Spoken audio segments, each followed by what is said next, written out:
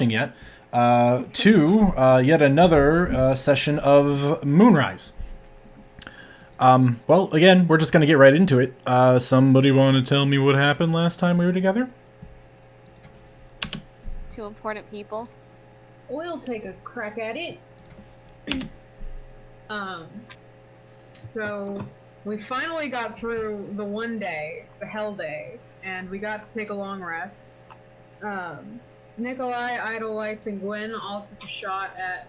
Well, Nikolai really took a shot at getting into the bag and getting at the ball again, and it turned out pretty okay for him this time, and at least in the sense that it didn't try to outright kill him. Vasily took off towards the end. Mordehine and Kenna had a cool heart-to-heart about weapons. Gwen and Kenna took a walk in the woods and then saw some spooky shit. And then we took another nap. That was pretty cool. And woke up the next day. Kenna and Gwen headed out into the woods to find some breakfast and ended up instead finding a mass grave of animals that had been ruthlessly slaughtered in the trees. Kenna went on a warpath and Gwen had to follow her. And we're sort of there. Yeah. Anybody else have anything to add to that? Yeah, that seems very accurate. Yeah. I mean, I guess the only thing is... I don't have note cards. Quick, remove the sticky notes.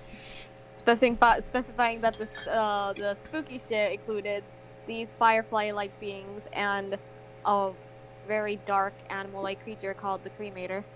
Yeah, I know. Yeah, but it's an important part. Yeah, I agree. Thank you. That's an important detail. The details matter here.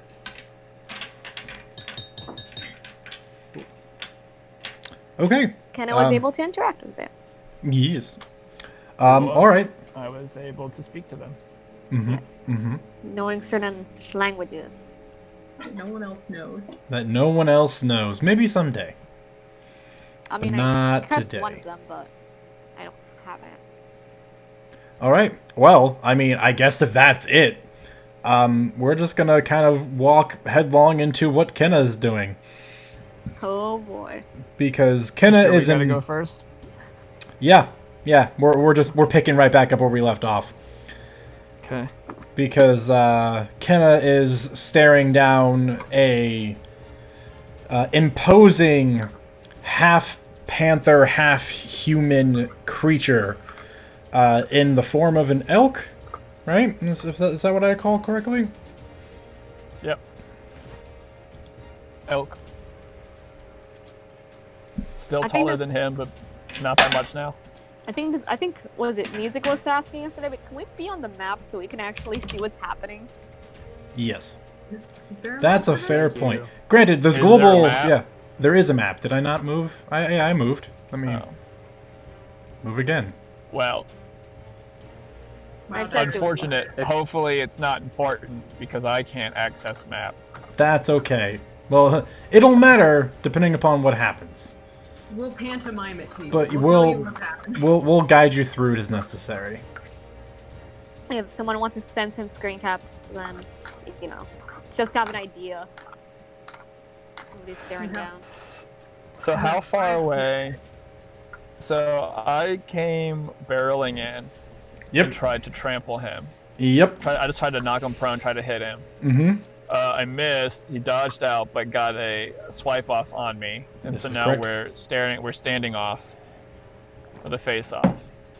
Yep. And he hybrid transforms. He And is does. standing on 2 legs, I believe. Yep. He's about 8 feet tall or so. Yep. How far away have we stopped between each other? For Between this- the elk having to slow down and like turn around and stop, and him landing and transforming. Yeah, for the sake of it, it's about 15 feet.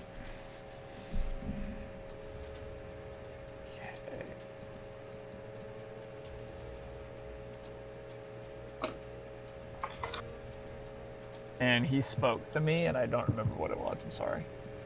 Are you going to be the one to bring me my next? Or were you the one to send me my? Yes, you were the one that sent me my my last snack. Oh yeah, No- because I just yelled citing at elk. citing the hawk that he'd consumed. Because you were currently wild shaped and just make elk noises. Yeah. Which sound like really high pitched devil screeching. Yep, Nah, very really very, cool. very screechy. it is super cool.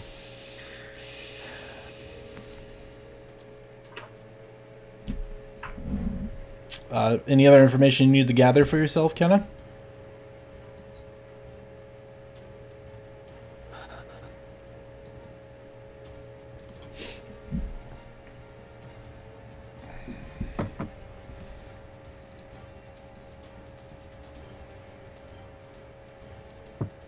I can't remember. Does it take action economy to unwild shape? Yes, it does. Requires your action. Thought it was less to drop it than it was to make it happen. I'll double check. Let's see. And Let's sorry for those see. watching. I am currently playing on the road, so access to But not while driving. items is Let's see. limited. Not while driving. Uh, Yes. D and driving. As a bonus action. You can revert to your normal form earlier by using a bonus action on your turn.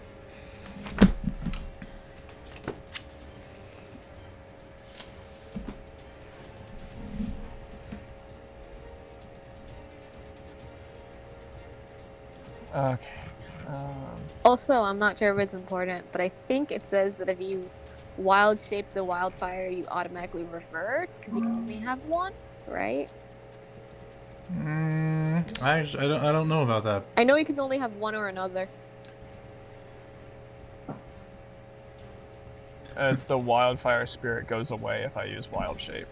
Okay, but it can't do vice versa. I don't know. Would you like revert back if you try sending out a wildfire spirit?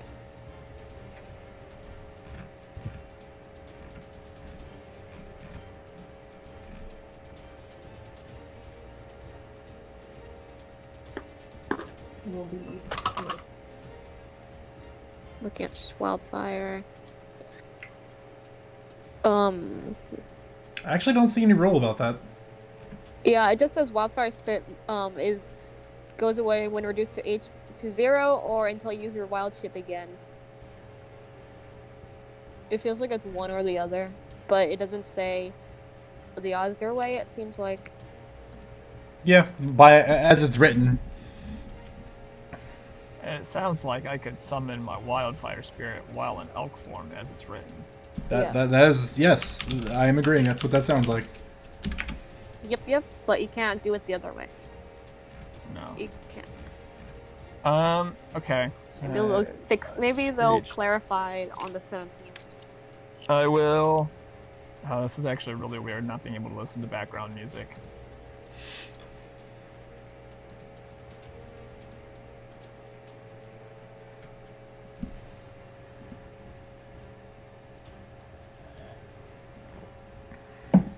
Okay. I take a couple steps back. Okay. I want to make 30 feet between us. Okay. Well, And I will actually drop elk form. And revert back to myself. good to know. It's like I was prepared for this. Get my measurement right. One more square forward. Okay, you are now 30 feet apart. And you are normal.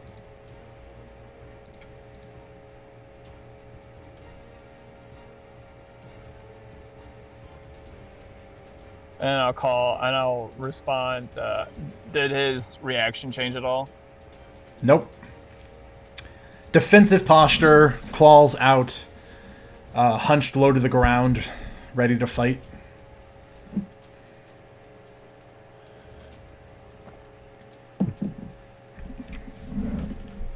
She goes, I wasn't meaning to send you a snack. I am also not here to fight you unless I have to, or to get your attention.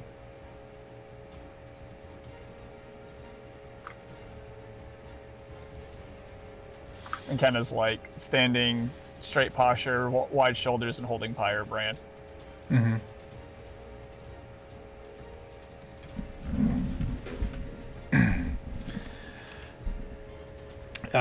This creature is pacing back and forth, kind of just observing.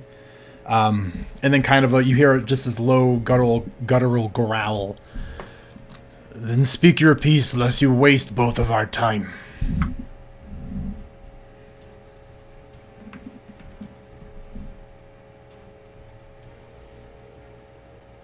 Fair enough. Why did you make these kills and waste all of its resources? Why pin these bodies to the tree? To leave behind a message. To who?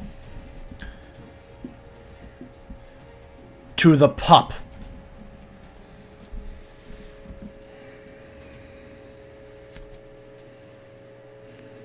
She just kind of looks puzzled.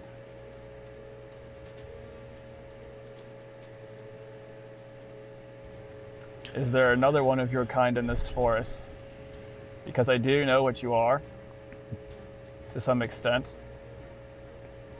You get a large and I nod of his respect your head. kind.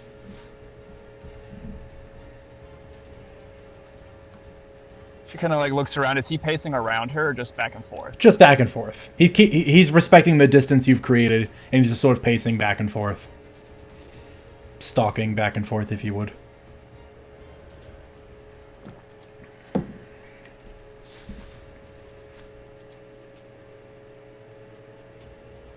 What's the message you were trying to leave?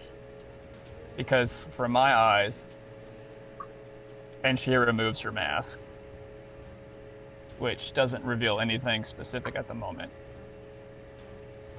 besides her face. Mm-hmm. Black inky void.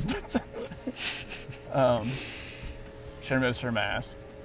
So from where I stand, all you've done is cause injury to this forest by wasting what it gives. And I don't take kindly to those actions. If you are here to challenge me, then fight. Do not have time for all these words. I did what I did because I was challenged. And I leave nothing unchallenged.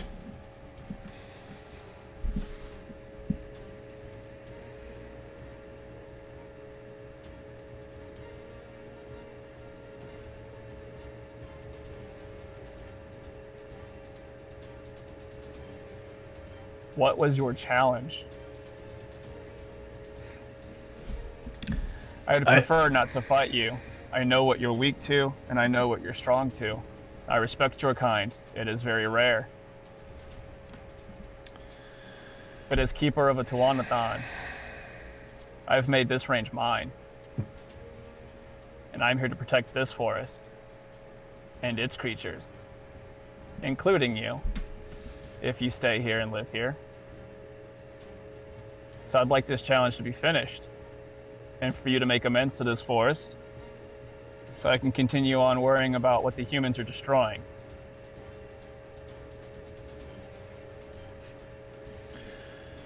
I am passing through. I was challenged by another of my kind, and I left behind a statement to know that I will not take it lightly. You and your business I care not for. If the other begins to pursue me, then I will deal with them.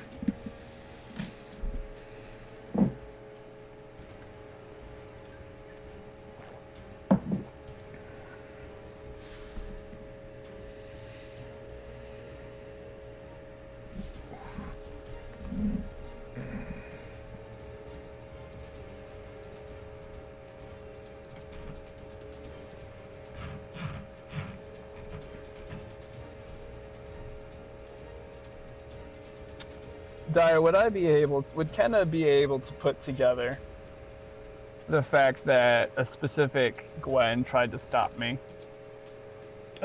You were in a rush.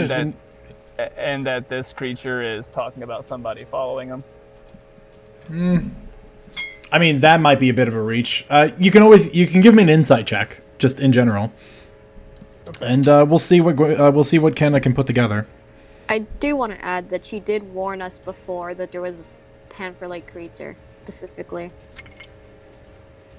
That's a fair point. But warning us about a panther-like creature is different than being the one to challenge the panther-like creature. I know, I'm just saying that she is aware of it. Alright, I believe... Alright, I got my dice. Mm-hmm. I'm just quickly grabbing my skills. My insight's a +3. God, I love phone apps. Very useful. I got an 11 +3 for a 14. Well, following up thanks to a helpful reminder from Odd, there was in fact Gwyn's return and warning of a creature that fits very much a description similar to this. Along with during your sprint in pursuit of this creature, that you did come across Gwyn, warning you that you don't fully understand what it is you're about to run into. I mean, you have nothing to completely determine if the same person he's talking about is Gwyn, but Gwyn definitely at least knows something.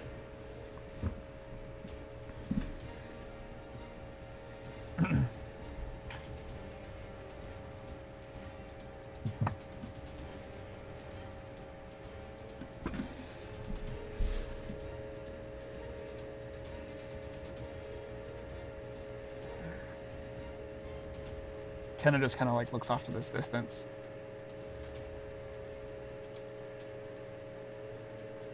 Does your challenger look like this? And then describes Gwen to him.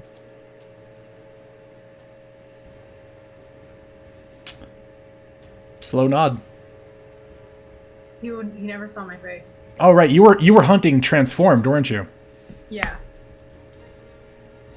Retract that. Doesn't change what I do, because I wouldn't know any of that. Yeah, no, I know. I was just realizing that for some reason I thought Gwen found him and then transformed when they started wrestling. In which case, all you'll see is a big shrug of his shoulders. That is not a face I'm familiar with.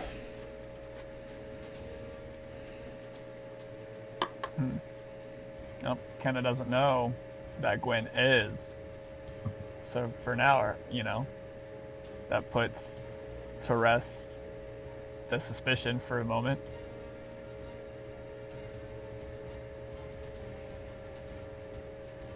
I would prefer this challenge be settled between you and the person who made it. Then let them chase me. I am leaving these parts. And I would be gone by now if it weren't for this interruption.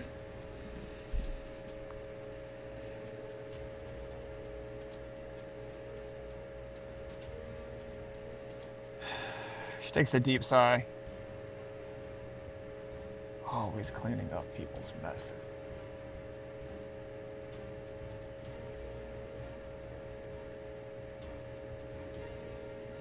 If you come back to this range and you kill, you better eat it next time.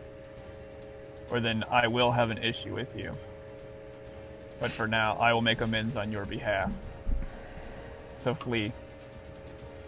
Get out of my forest. He was halfway through turning, and then stops and looks back at you.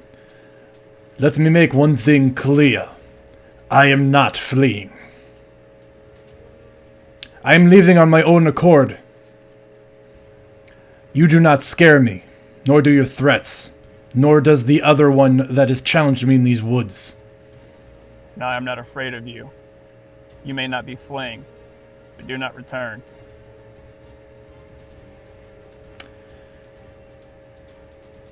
You will never know if I ever return. And he turns, it just begins striding away. You can think that.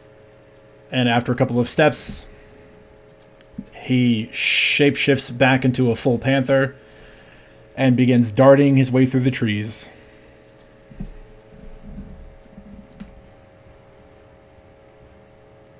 Meanwhile, somewhere not too far off. Real quick. Yep.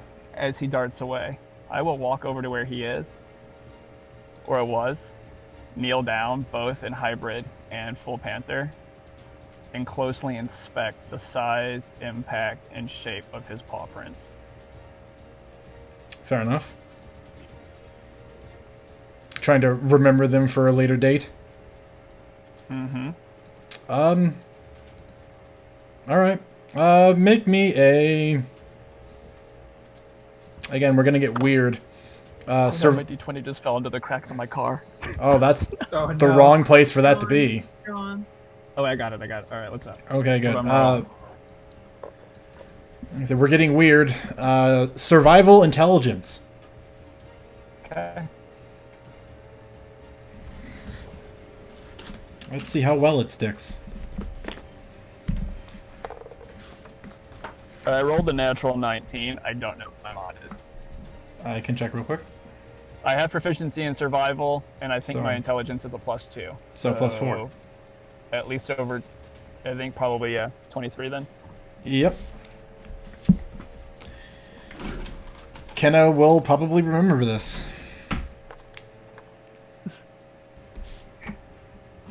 He just got a little note in like the corner of his eye. Kenna will remember this. He's like, ah.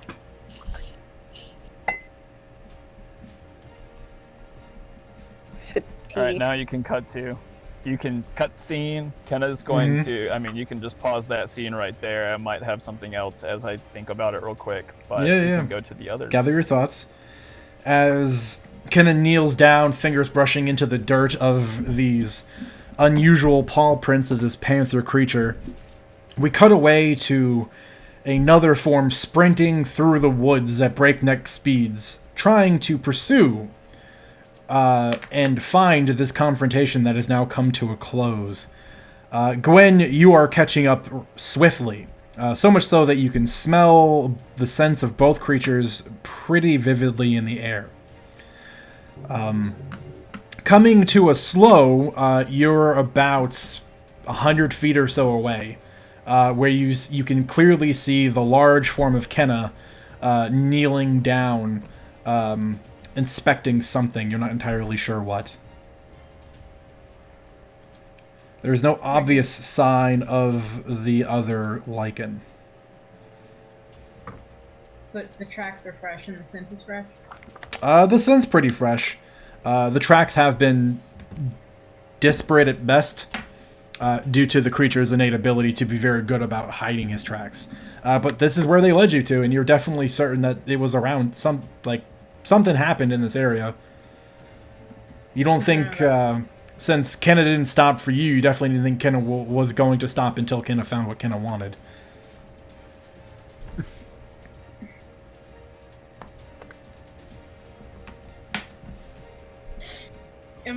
This is an important question. Mm-hmm. Because you said I lost all of my gear when I went Wolfo. Mm-hmm. Or Doggo instead of Wolfo. Am I completely naked if I shift out of this? Yes. Good to know. Yes. That is in fact the trade-off for becoming a wolf.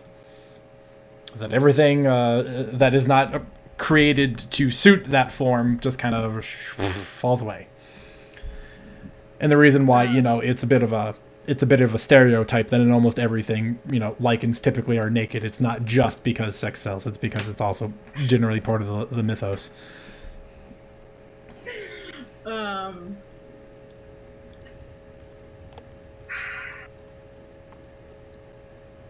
can see, am I looking into the clearing?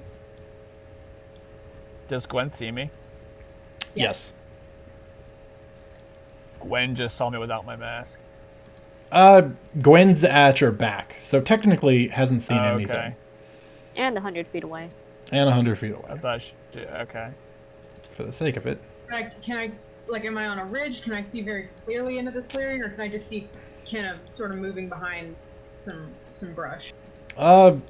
You're kind of coming through a grouping of trees where it becomes a bit thinner, and you just see Kenna, like I said, about 100 feet ahead of you, kneeled down, inspecting something.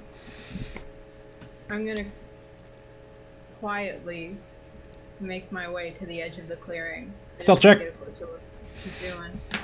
Stealth check. Stealth check. Anytime someone goes quietly, it's a stealth check.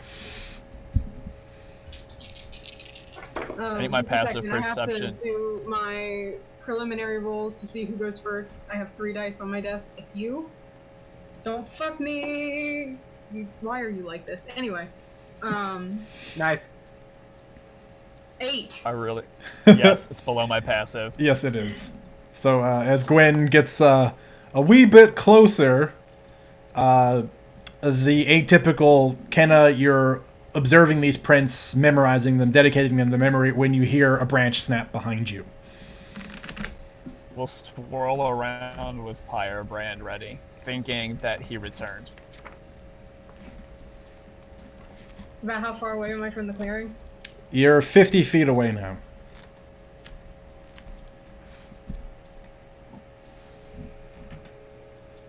I am going to walk into the clearing, Yep. and then I'm going to drop all pretense and stand up. And by that, what form are you shifting to? Human form. Okay. Because I'm like, yes, you can stand up as a wolf, but it looks like a cute trick. Yeah. Yes. The dancing wolf. Yeah. Hello, Yeah, sir, that- do you have any jerky? Okay. In which case, Gwen will shapeshift back into her human form and is currently standing before you, Kenna. Completely naked. Yeah.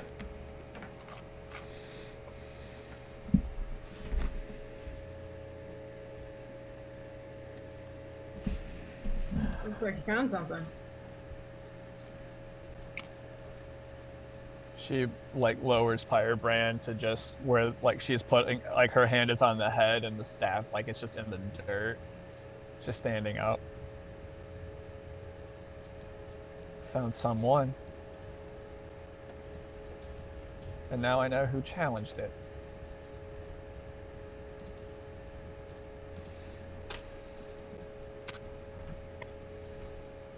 What are you gonna do about that?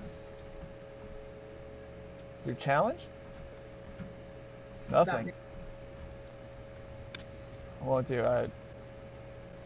there's nothing to do. But she smirks.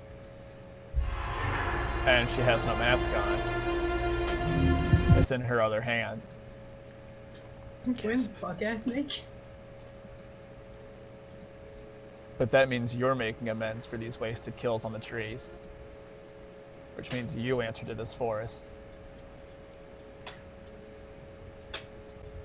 Wouldn't be the first Because he sure as shit didn't. And I'm not trying to fight when I don't have to. time. I not- appreciate that about you. I have a respect for shifters.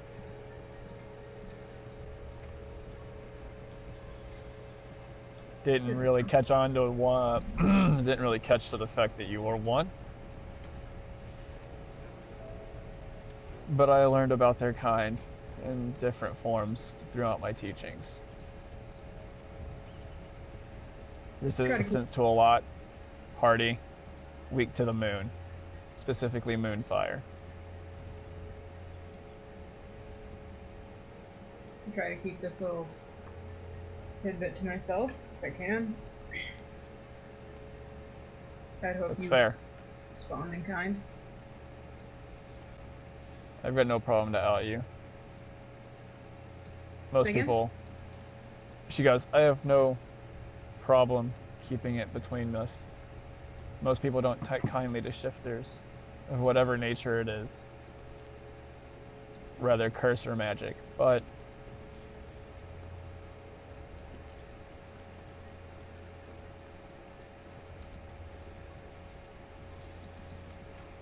I assume the challenge you made was to try and protect the rest of us. Just nods. I found him in the woods. Didn't like having another one so close to camp. I just told him to go away. Yeah. Well, someone told you to keep away from where they were camping and didn't force you to. Would you listen? Done it plenty of times before. Well, Been run out of towns before I've even had the chance to ask. Lycans. I guess that makes you different from all the ones that I've heard about then. Because most of them are respectful, but aggressive. And I've heard stories of many assholes. So, I guess when you're on the wrong side of the fair treatment, it tends how you end up being. Or when you're just full of yourself, that can also be how you tend to be. I believe that was him. He assumed that he would instantly win, which he might have, but she just taps Pyre. Ain't mere steel on this axe. Is there silver on it? Out of character. No, it's magic. Oh.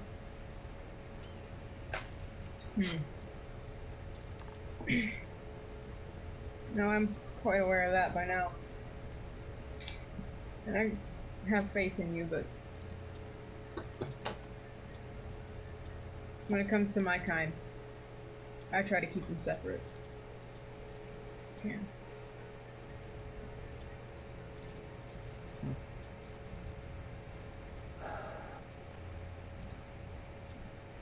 I think she looks around to this clearing. I'm just going to take a small break right here. How much distance did I cover? The reason I was hauling ass is because you told me twice he was on the edge of my 5-mile range. Mm-hmm. So I'm assuming that kind of within however long it took, just dashed about 7 miles. Roughly, yeah.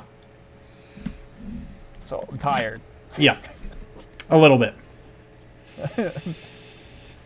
Need a snack. Need a breather. Some good berries, some Gatorade. Yep. And Kenny goes and putting her mask back on. How would you have me make amends?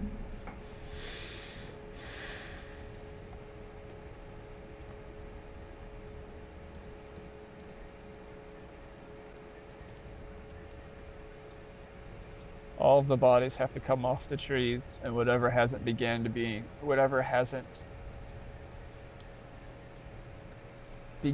get scavenged.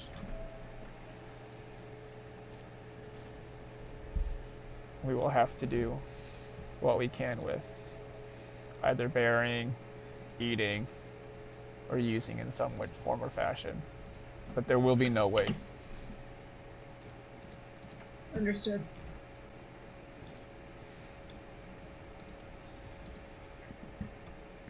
And she kind of just like finds a nice tree and just sits against it, and then just kind of like slouches. There are several nice trees around you. It's very easy to find a comfortable resting place. She finds a really smooth bark birch tree and just relaxes against it. If Gwen notices a birch, she smiles about that. There is a birch. If you would have me, I'd not like to... I don't quite know how I would explain to the others.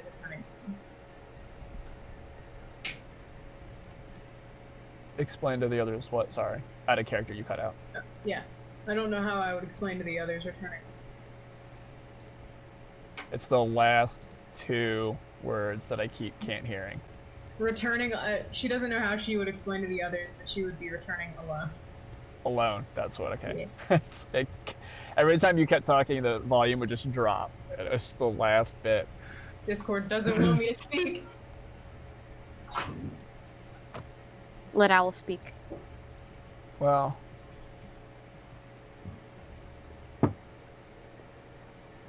return alone.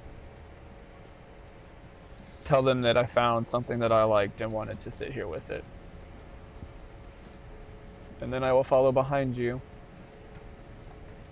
And I will see the amends that you've made. There's no rush. Take whatever time you want.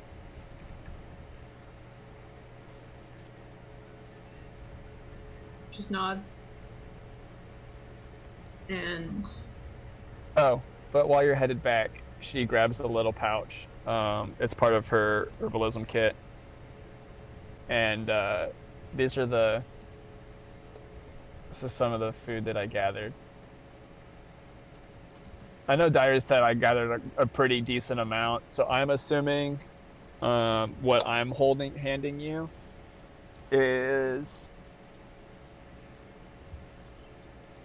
I would say, is a sack roughly the equivalent of this much space. nice. Yeah, that's about right. Okay. And I'll go ahead and just say that I was able to gather 2 of those. I'll hand you one of them to take back. Proof of life. Well, well, Proof with any of luck, life.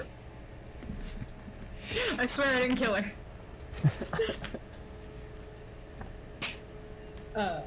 Well, with any luck, those rabbits that I dropped, with any luck, those rabbits that I dropped will still be there. So no. She sort of takes it, turns back into the forest. And after a ways, you hear a set of 2 footsteps become a set of 4. And they recede into the trees. And away she goes. She's zooming. So, We can step away from there. Dyer knows about this. He's actually seen it. You know the marking beneath her left eye, directly beneath it, Dyer? Mm-hmm. That marking is always visible, just not glowing. Hmm. So if Gwen would have paid attention, then she would have seen that on her cheek. What exactly does Kenna look like without the mask? And you can DM me if you don't want to say it out loud. I mean, it's normal, like the same eye colors, same skin color. There's not like any disform or like what you would expect. It continues up from what the character art is beneath the mask, except for a specific marking on her left cheek, right beneath her left eye, that is in the shape of like a cross with a fire coming up, but like an X, not a cross, but there's an X and then like a flame coming up. You can't tell if it's a tattoo, if it's a scar, or if it's like, you can't tell if it's raised or indented or anything, but it's there on her face. Interesting.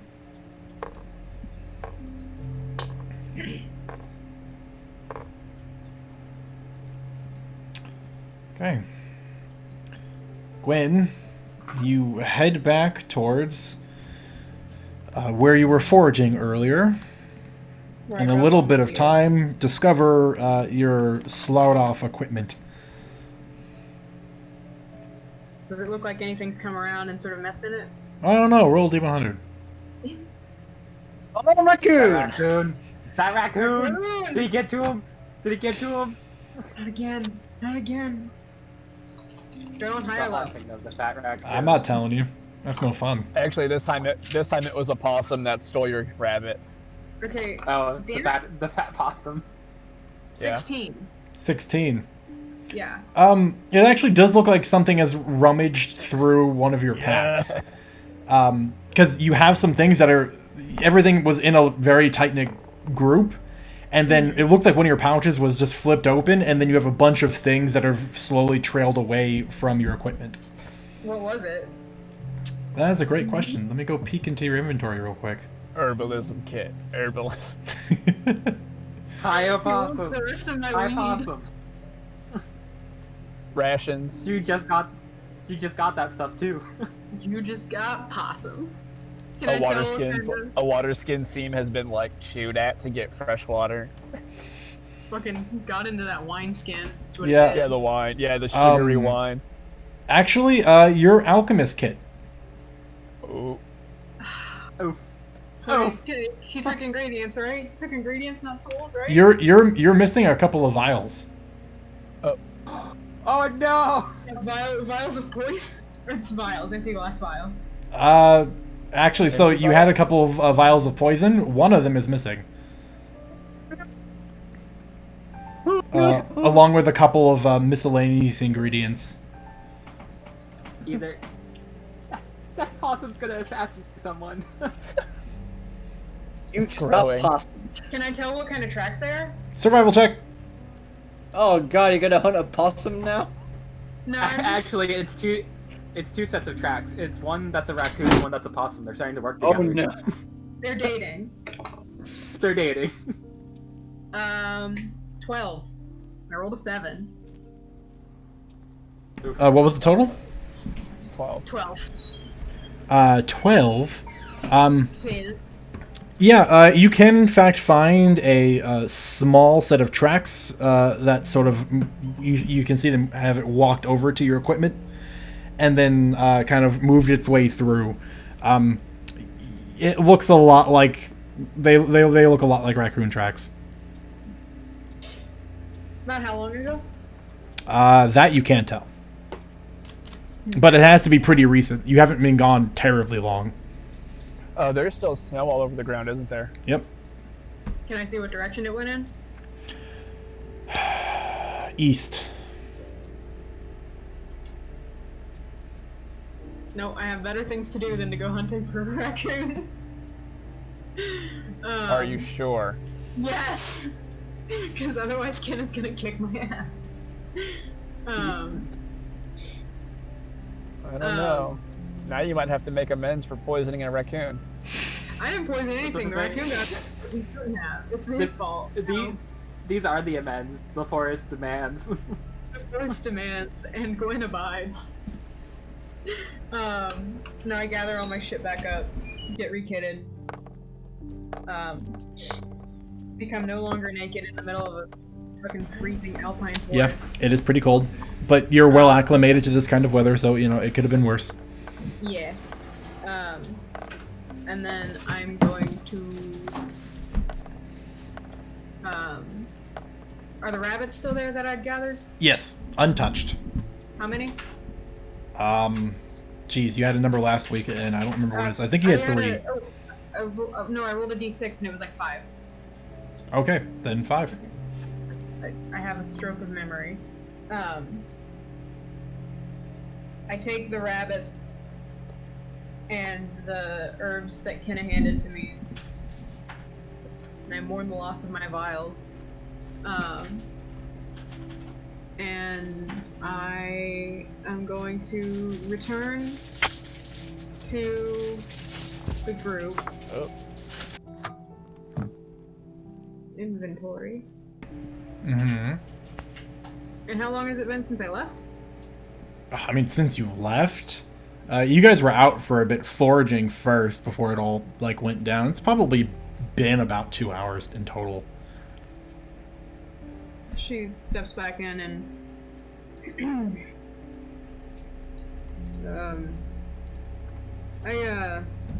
there's a bit of a mess outside. Looks like something came through last night. I'm gonna go check it out. But breakfast, or at least looking for breakfast, didn't go too terribly poorly. Good. I look at Mordehine. You know how to dress a rabbit? I would be like trying to catch some sleep. Oh. Damn it. Vasily's gone. Doubt either of the other two would know how to dress a rabbit.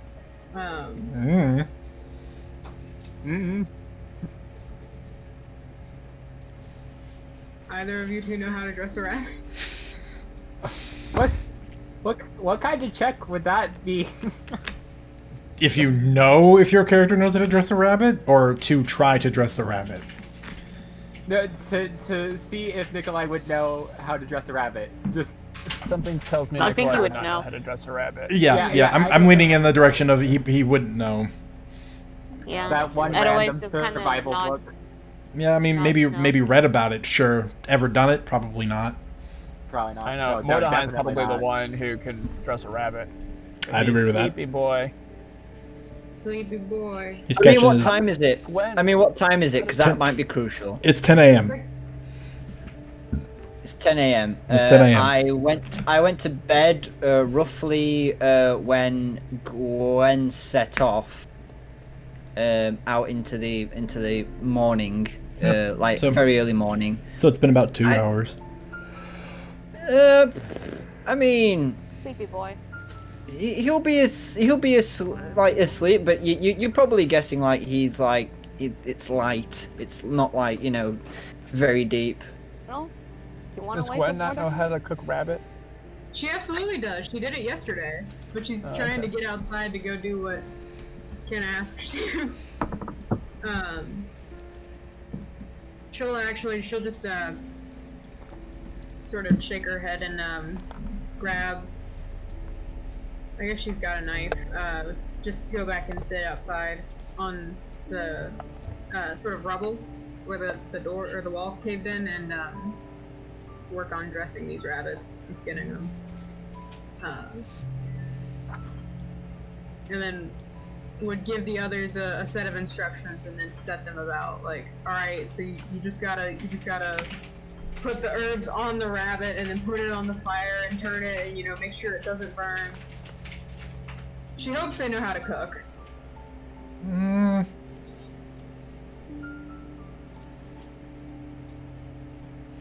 What's so hard about fire plus rabbit equals food? Am I right?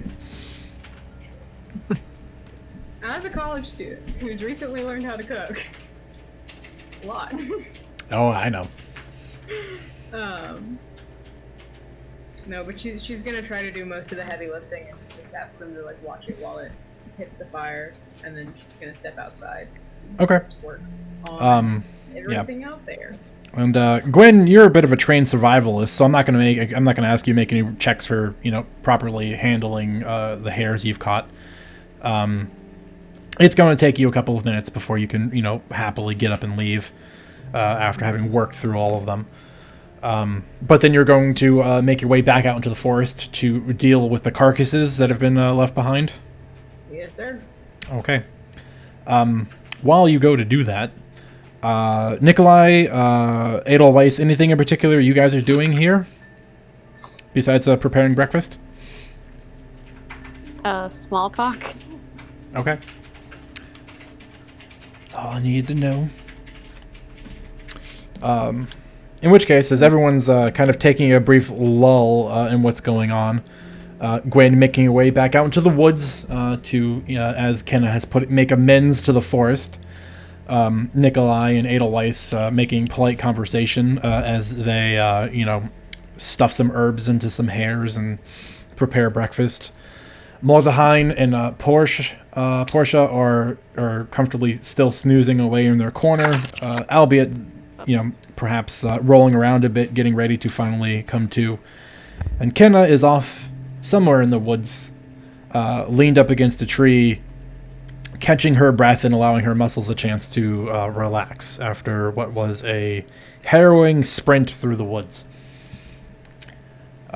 Sometime during all of this, Nikolai, you hear a voice pop into your head. And it is not the first time you've heard this voice in your head, and as a matter of fact, it's probably a bit of a nuisance to you in particular moments, in that you hear the voice of your sister.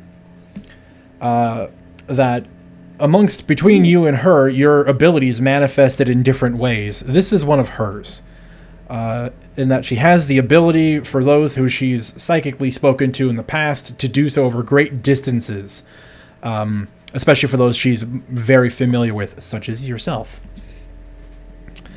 And in what is probably a typical, somewhat tired voice of Krista's, you just hear her voice sort of, begin speaking inside of your mind.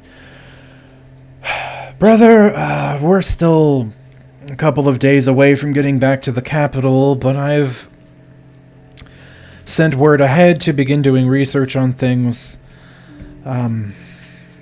There's really nothing fantastic or interesting to report yet, but the more and more I've been thinking on it, the more I suspect that Mordaheim fellow, the one from the von Bismarck family, I feel like he is probably going to be a bit more dangerous than he lets himself on to be. Just be wary. Is there anything you have to report to me? Anything interesting that's happened? You're allowed to respond. It's an open channel, but she has to start it in order for you to have a conversation. I realize he's AFK, isn't he? Just Awkward. to say, he is BRB. Yeah. I missed that. Since 2047, so about 3 minutes ago. Well, I guess we'll just pretend that didn't happen, and we'll just kind of go up. So, does anyone have any one thing? Kenna, you having any interesting introspection in the woods?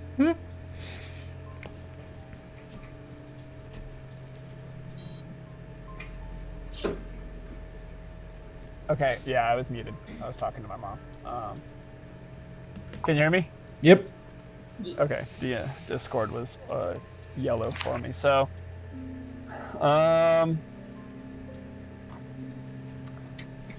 yeah, introspection on the woods. She is going to attempt, from where she's at, she's gonna kind of walk out into the biggest clearing she can, that's nearby, and look for the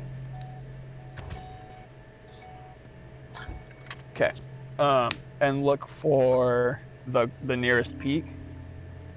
She can see it up in the up above the line. Doable.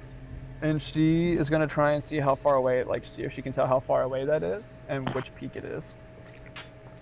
She's looking to see if it is a peak that she knows, or if it is one that she, in all of her time, hasn't really been through. Okay. Well, this is just literally a little bit of a matter of time, so you can find a position that will offer you good enough vision into the mountain range.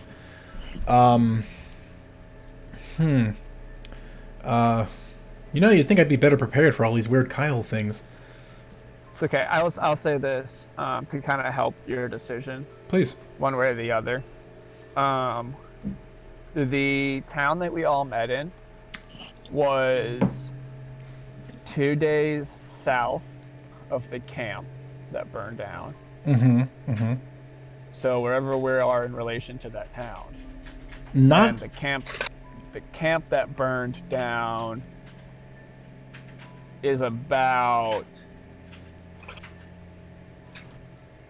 12,000 feet from the range that Kenna is used to. In altitude, not distance, but in altitude. Yeah, I figured. Yeah, that'd be a very arbitrary decision for distance. Yeah. Yeah, so there's about a 10 to 12,000 foot elevation difference for what Kenna's used to as a range and the camp. And the camp is only 2 days from town. So wherever in your head we are from town in that area could help you tell me yes or no. Well, you're about a day's trip from Stenmere to the town. You're still pretty local, by and far. And Stenmere is this fort? Yep. Okay. And we went westward? Yep.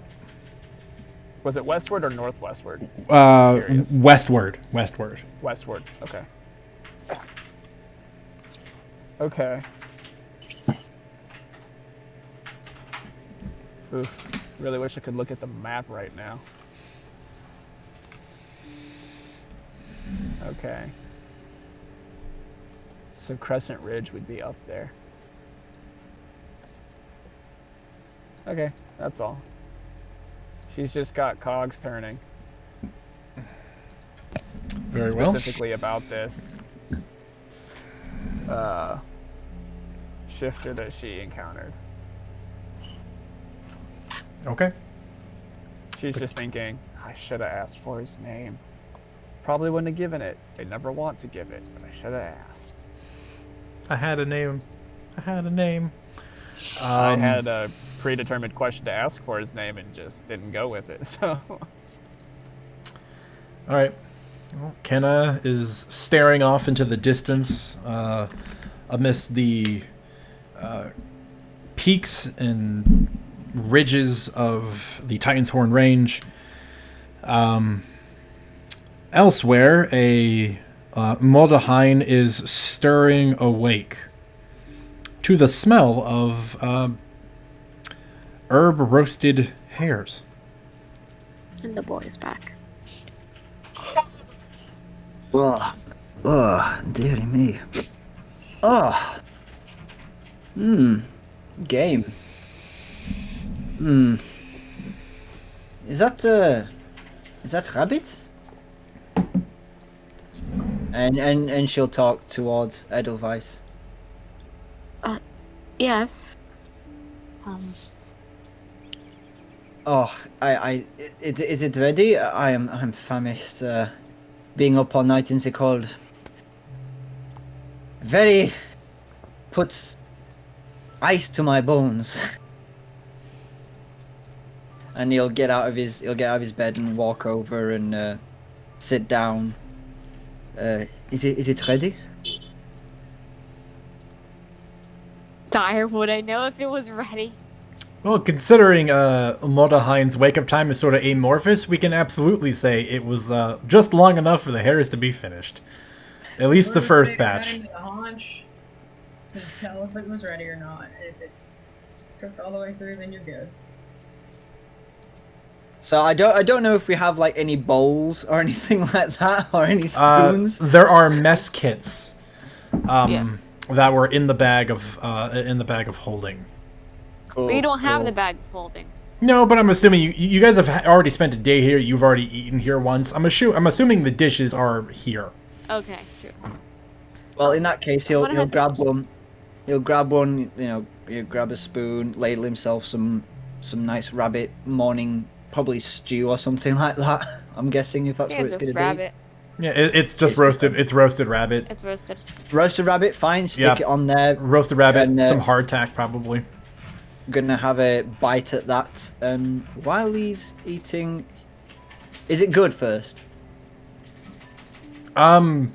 Yeah, it's pretty good given the circumstances. It's super fresh. The herbs gathered from the area are pretty complimentary. I mean, yeah, given that you guys are roughing it and there's really no special preparation to it, it's pretty good. Again, if you're into gamey meat, not bad. Again, with Lars's background in game hunting and eating that sort of thing, might have been, so it's like a taste of home almost. Is tasting this rabbit, so he'll have it, chew it, and be like, "This is very good, very nice." I will say, I one criticism, it lacks salt. It's okay. And Moldahain will eat it and will say towards the device like, did you cook this? Did you try to cook this? Gwen prepared most of it. Ah, We're just yes. watching it. No problem. Well, one thing I wanted to say to you directly is that I was very impressed with the way you handled yourself in the fight, and I am very not familiar with your kind. I don't mean to be disrespectful. It's just in my life I've never really bonded with anything other than like elves and dwarves and such, but not such as yourself. I am an elf. Like, kind of like ears, like.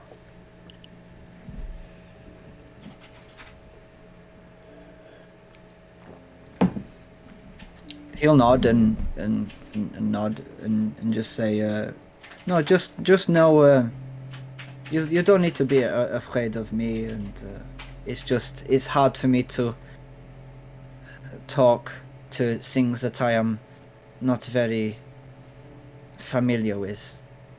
Do you understand? I suppose. I'm But still really just an elf, though.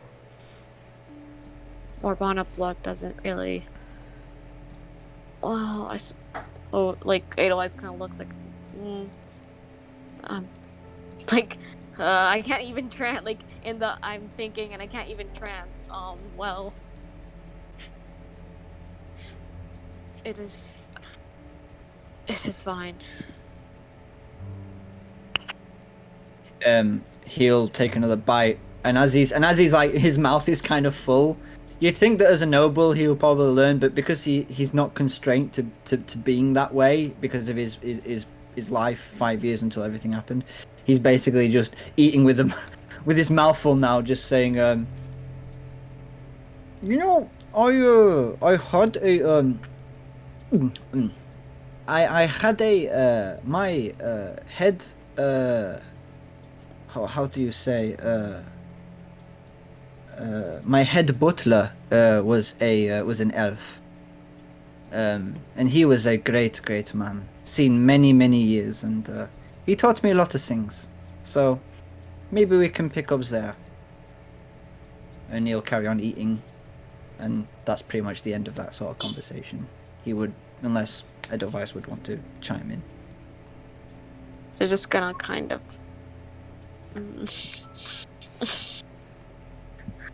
Not gonna comment back, actually.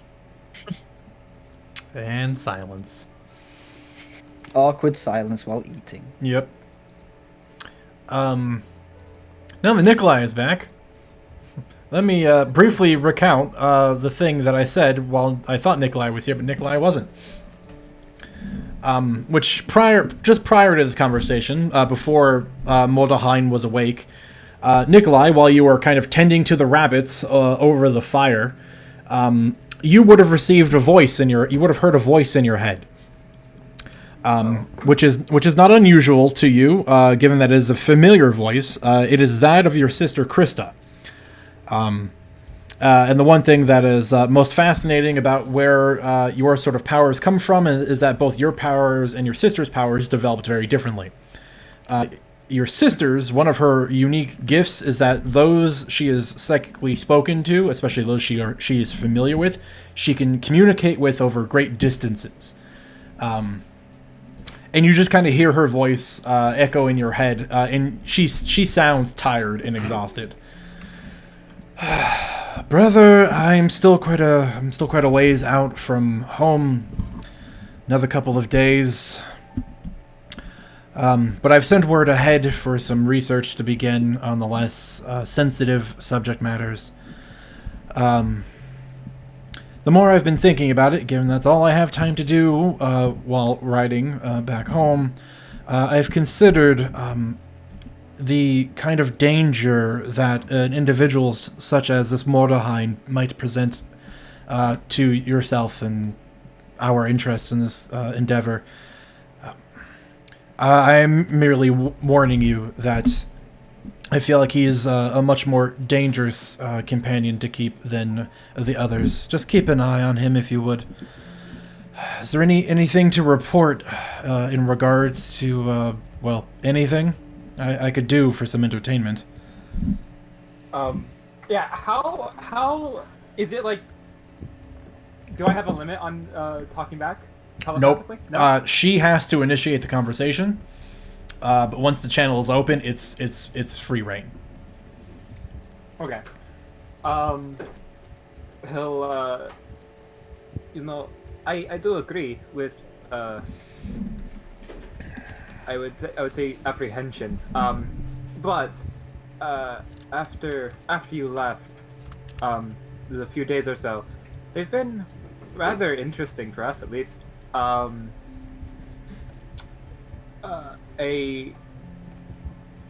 He's Morderheim stayed in the city while we went ahead, and after we got to the fort, which we did rather safely actually, he joined up with us. A little bit after that, a man, quite interesting, mysterious man, showed up, named Vasily. Then, and this is tied to him, a band of three major, I'll call them enemies, because that's what they were to us at that moment. Two spellcasters and a hunter, along with a band of the 10 to 20 undead minions of theirs, attacked the fort. Apparently Vasily, some form of tracking them? I haven't heard of such of these things, but we were able to repel them. And in doing so, I can say with no hesitation, Kenna definitely has no problem in burning things, and I can see how she would have burned down an entire lumber camp by herself.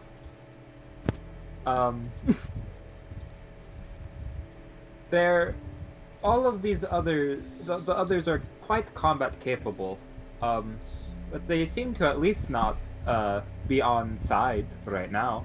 They seem to be on side. Morderheim is quite a great shot with his quite unique weapon. I don't out of character. I don't know if Nikolai. I don't think Nikolai's have heard of the extent to the research. I can't remember if we established. I mean, you're not overly familiar, but you've heard Morderheim refer to it as a rifle. Okay. He calls it a rifle. Ooh. Quite an interesting weapon. Quite loud too. But that's on that front. As for that, there was that orb. I've begun to try to understand it. It's overwhelming, and just when I was able to touch it, because I had a little bit of a accident, where its power was so strong that the local area was affected, making the conditions rather cold and the gravity crushing. But a little bit later, actually a decent bit later, and it was very minimal. But I've begun, as I said, I've begun to understand it. But I'll need to take a little bit more time with that. Other than that, we seem to be good.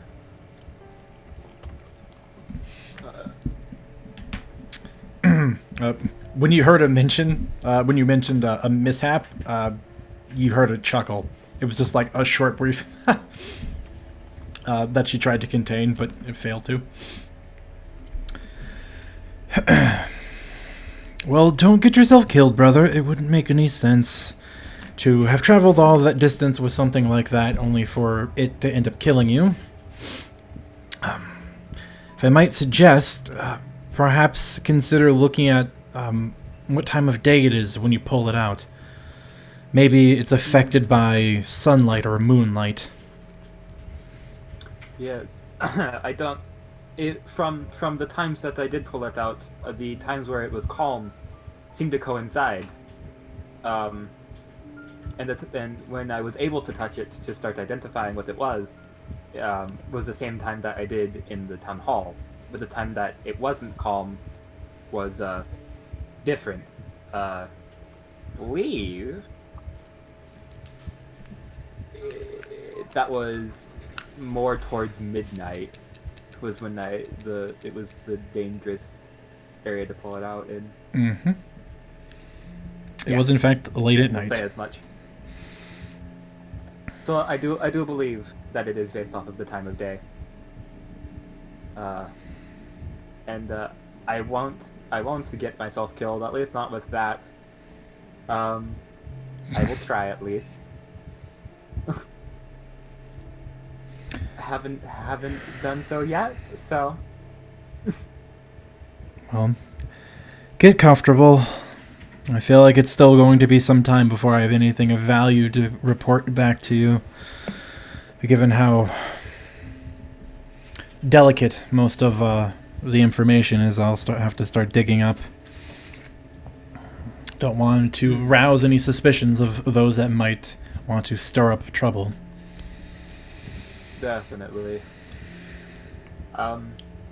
Also, if you don't mind, when you do get home, see how the rumors are dealing, if they're maturing or what's changing about them, because while we're dealing with the problem, I would rather the problem not become more of one. At least on that end. Of course, brother, that is what I do best. I will, of course, keep an ear to the ground and manage things as best as I can. While, of course, the illustrious Nikolai is out on a journey traveling the duchy to make sure everything is going perfectly smooth. Oh, the favorite son that you are. You know I couldn't do it without you. Well, of course. I know that. Sometimes I feel like you need a reminding, though. No, I know that. You can hear her smile in her voice. Well, I'll report back in another 24 hours and let you know how my progress is going, but I suspect it will continue to be boring until we finally get back home. Well, good luck on your endeavors. Yes, yours as well. Try not to lure any more undead to the fort. Although I'm sure you'll find a That way wasn't to my surprise fault, me. folks. Yep, I always do. Always do. And then, as is normal, you feel an abrupt absence exit your thoughts, where you know the connection has been severed. Meanwhile, in the woods, Gwen, Oh. you are moving from kill site to kill site. How many in total? 5 different corpses, 3 of which are deer. What, like deer or elk? Deer. Okay, so like white-tailed deer? Yep. Are any of them salvageable? I know you said the intestines were like smeared across these. Yeah, trees. they had all the creatures essentially had, if you could imagine, take a large clawed hand and then rake it across its stomach, so that way all of their entrails would spill out. That was basically what happened to all of these creatures, in a purposely brutal and visceral fashion. Poor babies.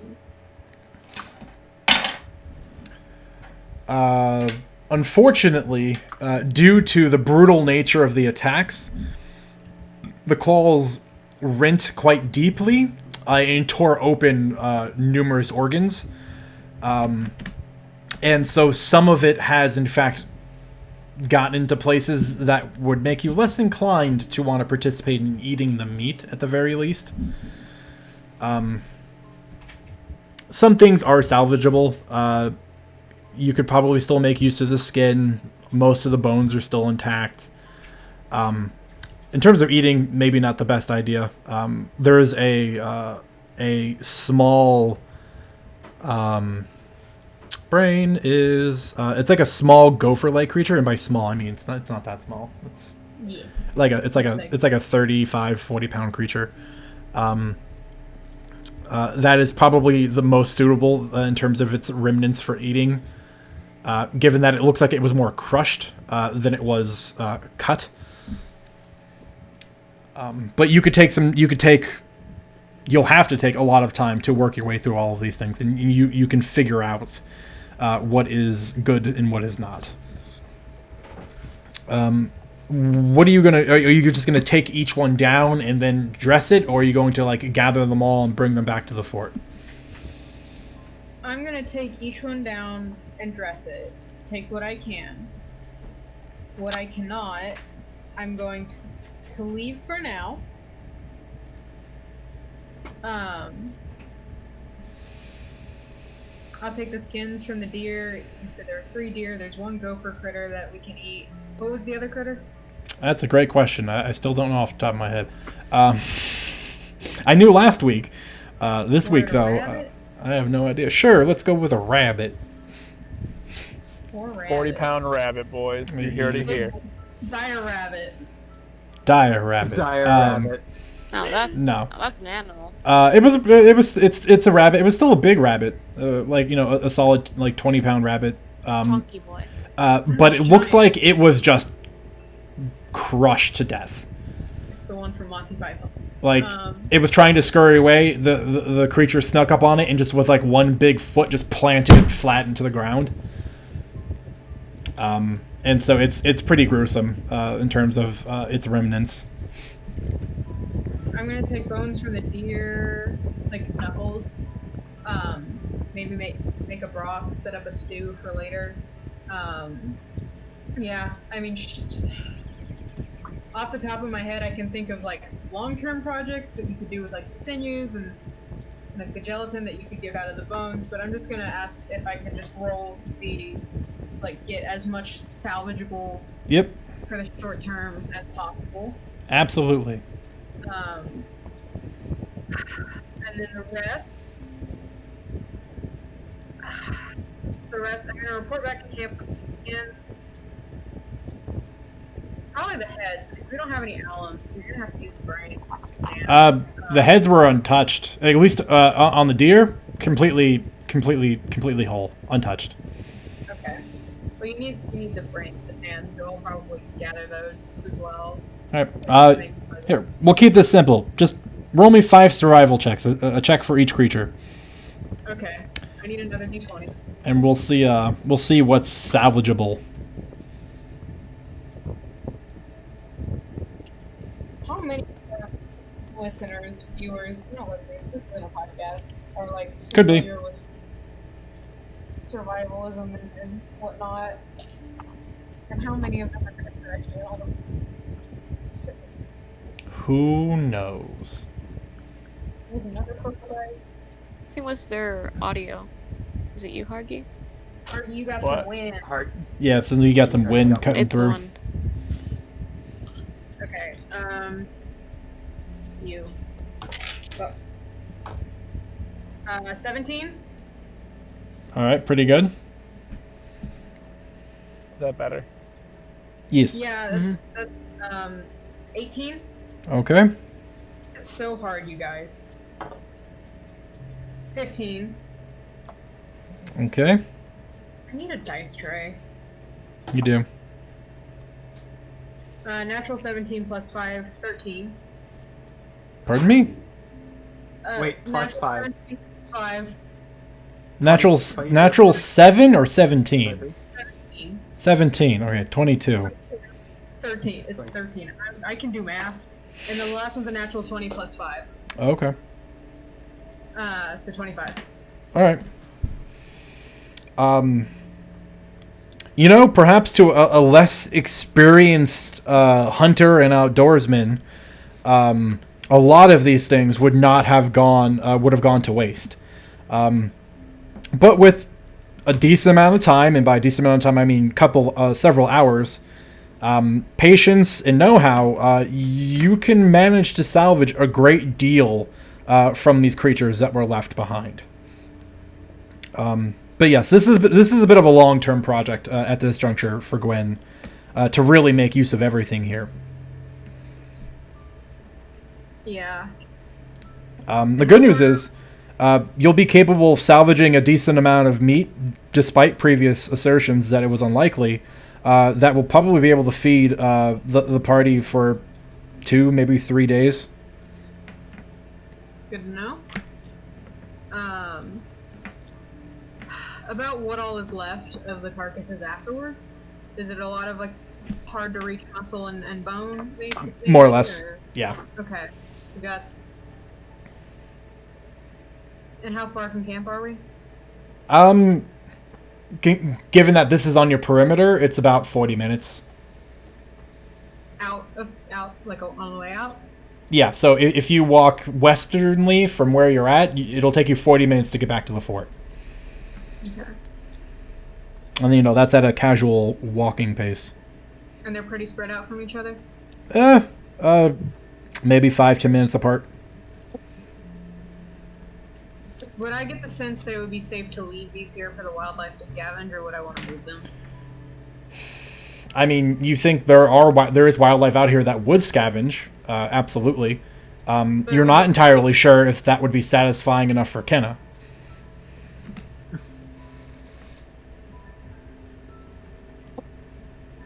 Well, are there...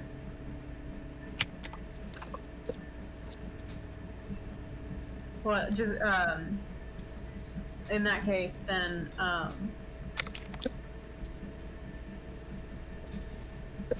would I remember any sort of rights to give to things that died improperly? That's an interesting question, because I'm sure Gwen at one time probably knew something like that. Yeah. Let's have you make between me and you and everyone else who's listening. What's your affliction level at? 10. Okay. Then just make me a plain old history check.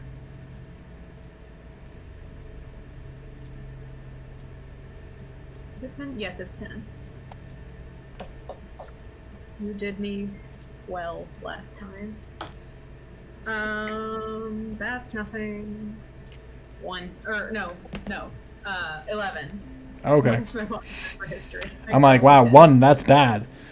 11 also isn't fantastic. You can't really recall the specifics. Once upon a time there was a ritual you did know. But something about Kenna's words sort of rings true to you, which is nothing goes to waste. And while your beliefs, or at least the beliefs you once held, and Kenna's beliefs, you're pretty certain are very different. Whereas Kenna clearly has a thing for burning in pyres and returning things to ash. Your beliefs dealt largely with returning things to nature. Your methods were just different. In some way, shape, or form, you think burying these creatures could be a viable option, at least based off of what you used to believe. But the ground's frozen. Yep, that is a problem, isn't it? I didn't say it was a viable option. I just said it was an option.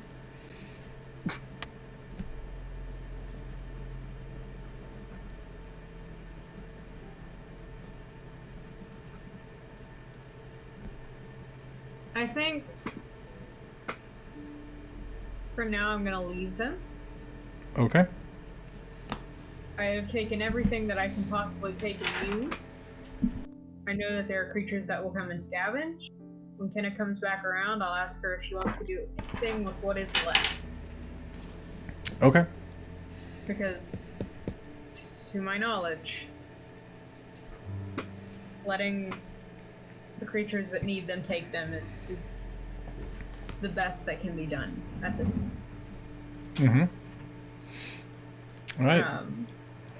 So I'm imagining she's taken like several trips back and forth, and she's like setting up a bit of a morbid sort of workstation outside the camp, which is gonna be shacked up for the day, processing guides and what have you. You just find a couple of closely put together tree trunks, and you can use them as makeshift tables. Yeah. You get some you get some sturdy branches, and you kind of set up like a small tanner's rack, or to at least hang things from. Yeah. It's honestly a little gruesome looking. Snow's all stained red. You're probably a little bit sticky now. You're just set hauling some- in like bloodied, bloodied furs and all kinds of things. Yeah, again, gruesome, but people need to do this kind of work. Yeah, set some of the meat that was less salvageable than the rest. Like if there are any like big cuts, obviously save those for I don't know, something. Probably cut Eating? them later, but like yeah, save those for eating, but also like set as much as I can to smoke. See if is there anywhere, is the ground cold enough that I could like freeze some of this by sticking it in the snow, or is it Yeah, you think so? Okay. Yeah, All you think if you pack it under, if you pack it underneath, yeah, doable. Yeah. Might do something like that. It'll at least extend the preservation a little bit longer than just keeping it out and about. But smoking it is a fine idea. Yeah, she's gonna start that, pack the rest in the snow, and just work through it as she can. I don't have any salt, actually. But I mean, that's you what probably have some salt in your alchemist supplies, but it's not enough salt to help preserve these meats. Yeah. Ain't got no maple cure either, or Mm-mm. anything fancy. Yeah, so that's what she's doing. So she would be within sight of the fort, at least by this point. I don't know how many hours later it is, but she would be nearby. Yeah, for you to process all of this, it's gonna take you a good couple of hours. It'd probably be closer to like 3 or 4 by the time you're back and setting up. As we sort of get everything else rounded out, we're gonna take our first bio break right around now. Or we'll tack on an extra couple of minutes, so come back at 35. And we will see what Edelweiss, Moldaheim, and Nikolai are going to do in all that time frame, and when or if ever Kenna decides to come back. He's never Bye, coming Kenna. back. New character. And we'll be back in a few. Okay. Yeah, you can talk. Did you pause the stream? No, Ah. I don't believe in that. Yeah, I gotta be off the right now for the next 10-ish minutes, unfortunately, which is also why I changed. Yeah, I'll get back. Yeah. Sorry, Dyer. I thought I said enough, but yeah, I had to. Yeah, no, I missed disappear it. for 5 I just missed it. So Sorry. that's show night, right, you guys? The what? The Gwen and Kenna show. Oh, yeah. Y'all got your popcorn, right? Sure, yeah. I was drank tea instead. That was my thing. Yep, I got tea. That's what the roll was. The D10 earlier. Yes. I had I mean, exactly you 10 literally tea wrote flavors. down there tea, and I suggested like, hey, why don't you roll it and have the tea? And he's like, it's perfect. 10 tea, 10, natural 10. Wonderful. I've burned through 2 of incense now, and things have gone pretty okay, so I'm gonna have to get more incense. The It's entire a good scene was luck. wonderful. I vote for a bond, quote unquote, another bond in there, which I thought might happen. We might save it for later, a level up, apparently, up for the next level, apparently, but I think that's bond worthy, you guys. Be right back. Definitely appreciate that she, Was cool. yeah, was about it. That was pretty cool. That she was cool about it. Yeah, I thought she wouldn't be, but look at that! We got the one person who was very cool about it. Congratulations! Oh, You well, chose the right person to go gay on. yeah. I am looking forward to this last stick of incense burning down so I can close this window. How you got your lesbian on? Is that what you call it? Yes. I did DM you something like that, did I not? Yes, you did. Mm-hmm. Oh my god. Yes. No, I'm looking at incense holders now, and I found one that's like a Viking longship, and I desperately need it. Also there, you see, one person found out you're a wolf, and she's gonna vouch for you probably, or be on your side at least. I'm gonna go with I'm gonna go with not gonna tell anybody for now, at least. I mean, yeah, there's no reason for you. No one else was here. I can't No one imagine. else has any reason to be suspicious that anything happened. Don't be suspicious. Or not. I can't imagine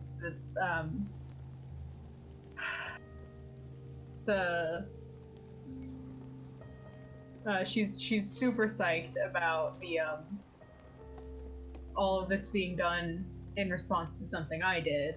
So that's for sure something. She's what?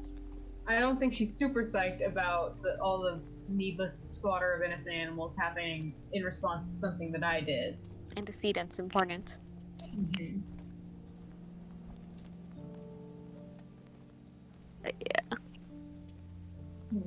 I'm gonna jump up here for a second. I'm gonna go get some water.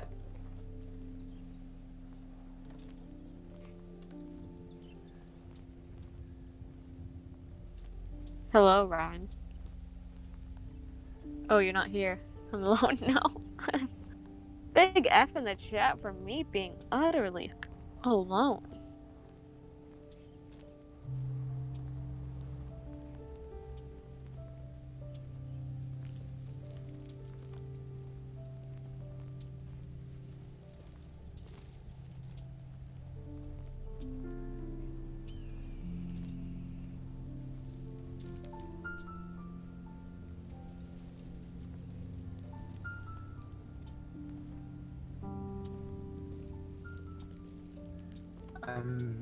I am back.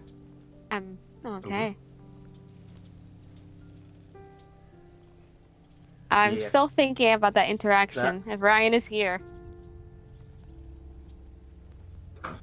I ran out of milk for my tea, so I used whipped cream. Or whipped Well, topping. now, okay. That's cursed. It Okay. tasted pretty good though. I mean, it's sugar, so. I couldn't find my cat. I couldn't find my cat, and I got up to go look for him and get some water, and I'm like, where is he? He's not in the bathroom, or he'd be crying. And then I realized my closet is closed, so I go in there just to check, and the little bastard is like curled up on top of a laundry hamper in the closet. Look, he found a comfy spot. Okay. And chilling. Okay, he found a comfy spot. Yeah, I mean, he doesn't want to, like, he doesn't mind that he's in there, otherwise he would tell me all about it, because he knows I'm out here. No, he gets free reign off of all the clothes in that hamper. I was just a little spooked for him, because incense isn't great for cats, so I thought he was in the hallway or something, where he couldn't smell it. But you can't smell it when you're in there, so it's probably fine, maybe. He doesn't look like he had Gone. Rip. Hargy. The ducks got him. Or Peru. The ducks Bobo got and him. his bitches got him. Bobo and his bitches. It's so fucking good. Bobo and his bitches. I love it. I'm so sorry I couldn't think of anything to respond to Mordehine. I don't think I had anything to fine. say, though. I'm fine. Yeah. Yeah, maybe to you guys. I can't tell if me I'm back. this animal You're back. processing falls within the realm of my contract that I made sign. But I guess I could say Gwen's been looking for things to do around camp. I'm looking at Yeah. that goat gif you sent me, and it's so pure, though. Which Oh, the one? little dude, what's the little goat gift? The little dude coming out from under the Why is he there in the first place? We don't know, but he's excited. Yeah, he's so happy to see you. I demand goat gif. Where's goat gif? Share the I've goat gift. made my cup of tea. Ah, Okay, amazing. tell tell Ryan, English boy, the atrocity you did was your tea. Because you ran out of milk. I ran out of milk, so I had to use whipped topping instead of milk. But it's pretty good. You Because put it's cream. It's cream. It's whipped cream. You put whipped cream in your tea? Basically, you just stir it in and it's cream. It's creamer. Just whipped. It's really Wait, good. is Ryan, what do you It think? was about really good. my mom gone? So that's what happened. That's why I'm not in call anymore. As a It wasn't member of the even that- former British. My mom did come back. I do think she is gone again. And in a bit, and once the coast is clear, I will put on my nice shirt again. I will But- be right back. She was just Remember- like, why is the floor wet? Why is the clothes unclean? It's raining today. As a member of the former British Empire, I am disappointed in you using creamer for milk, but I understand. I understand why you had to use it. Desperate times call for It desperate was better than Wow, nothing. you are It was better than really nothing. desperate. It was better. Look, and it was really good though. Okay. I want more tea. Can y'all hear me? Are you guys talking about war crimes Yeah. on our downtime? Yes. No, no. If, think- if you can consider crimes against tea war crime. Yes. So what kind of crimes are we talking about? So I ran out of milk and I wanted some type of dairy in my drink, so I put some whipped topping on it and stirred it in. Basically used creamer instead. It was actually really good. That's 'Cause kind of I did weird. The honey. It's weird, but it's better than nothing. And it was the honey vanilla chamomile, so it really just. I mean, added. I just had tea and water. That was fine. And it was Let's honey be okay. really, but Music, what candle did you light? okay. I I'll didn't, stop I didn't light flexing. one. You I didn't? didn't light one. No, I didn't. The placebo effect, except I had incense, so it's not the placebo effect. Yeah. I'm about to shoot you a message, so be advised. Why? I know we're supposed to be right back at this time, but because of the current thing of my mom coming back, I'm going to BRB in a moment because I couldn't manage leaving while she was around. So BRB. I'll That's be okay. back in like 40. Also, I meant to send that TikTok sorry. to music, so you can you don't have to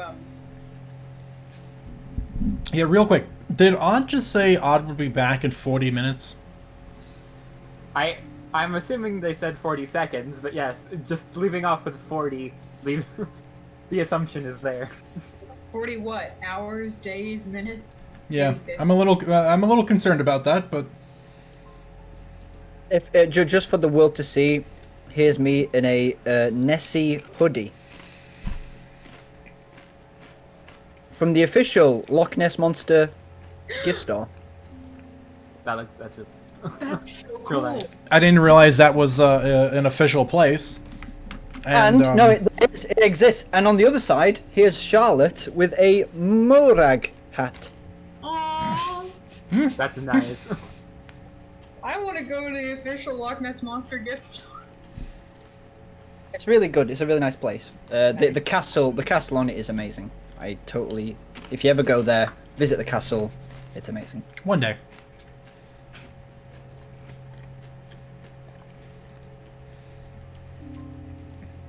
Okay, waiting on people. What's hot? Hot, hot, hot, hot, hot, hot. Hot. Hot, hot, hot. Anybody else watch the Polar Express when they were a kid? Yes, it was actually sort of a Christmas tradition that every Christmas I'd watch it at least once because I actually really like that movie. Wait, which movie? The Polar Express. Oh, yeah, it's not bad. The hot chocolate sequence. All right, D&D outside. Let's Yes. I want to say rent free, but honestly, I would charge it rent if I could, because it just manifests when I'm least expected. Look, my favorite description ever is, or my favorite scene is the kind train of back. on the ice. Left, right. Yeah, no. She's Okay. still around, so it's still no camera, but I'll be back in like in 30 Are you, minutes. are you outside? Wait. Before, did you leave? I know Oh you're my here. God. How long are you going to be away? Oh, then you didn't. No. Oh no, you lost it. Tired. I'm There's you a know, pub- I'm not gonna finish the thought. It freeze framed on Hargy's smiling face. It's a pretty great freeze frame. Good smile. Good smile. Yeah. All that ruggedness softened. We good to go? I guess. I've actually been. I've I been think she's complimented making a gone. beard. I How think long she's was- gone, and I'll be back in 10 to make sure. I mean, 10 in face cam. I'm here right now. Oh, okay. Well, that's the only part that I care about. Yes, yes. You being present is you more don't care important. about my face. You don't care about my face? How then? Well, I care more about you being here than about being able to see your face, if that makes you feel any better. I guess. So Well, fine. I don't care if you're here or not. Mm. Anyway. Yep. Kyle, other than you being frozen, I think we're ready to go. Oh, I'm frozen? That's unfortunate. Yeah. Yep. It's a much less flattering picture than it was a second ago. I don't know why that's That's unfortunate. how frozen faces are usually. Well, because he had a nice smile last time. Now it's just like him looking like he's falling asleep standing up. Okay. Oh, I'm not standing. I have a nice... Now we see your leggy. Oh, now we see nothing. It's fine. Okay, There now. you But it's not working as well as it did earlier. Okay. We're back. It's okay. And now that we're back, Gwen is basically setting up her slaughter shop outside to do good unto the forest. I feel like several people would probably question exactly what this looks like if that were Gwen's answer to what she was doing, but that's fine. I found them like this. Look, the forest lady said it was okay. The forest lady said it was okay, so it's okay. I have permission, I swear. The big lady with the axe told me to do it. That means we answered to Kenna. That Yes. means Kenna's still winning. Gwen takes several hours to go through all of her setup and retrieval and cleaning and skinning and butchering, and has got much more work ahead of her to do. Over those hours of time, we're going to hop on over to Kenna. What has Kenna done after taking a moment to sort of situate herself?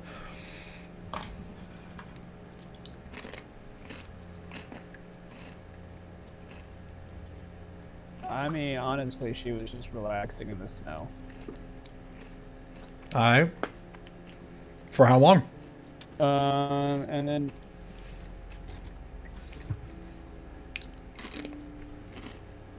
I'll tell you what. I'm gonna roll for it. Chuck your dice against a tree. Go on for the rest of the day. She doesn't come back. 2 hours.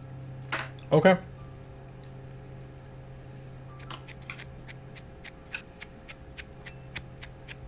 And after those 2 hours, she would then begin to meander back toward the fort. All right. At a meandering Specifically pace. searching out where the bodies were all. Mm-hmm. Yeah, meandering pace, but looking for where the bodies all were. Yeah, they were closer to the fort, so it'll be a little while before Kenna happens upon them.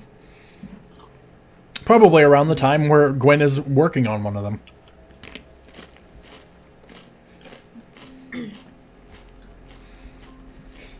Do I notice her come up?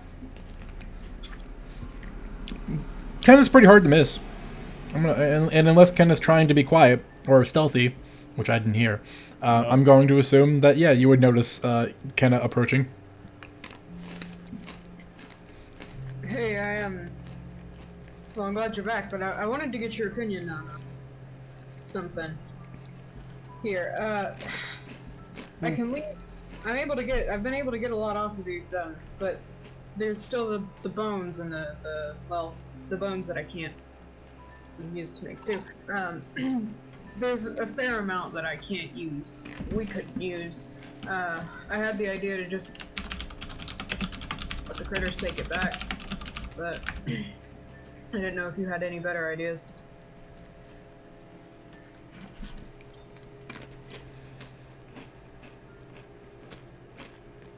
Looks around and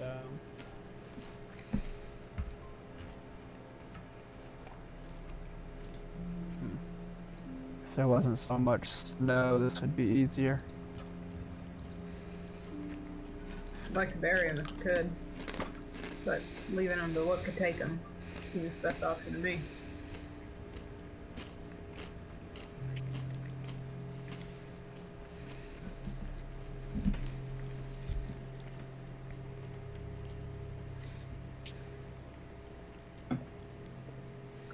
just gonna look at the trees. How big are the trees that they were stapled to?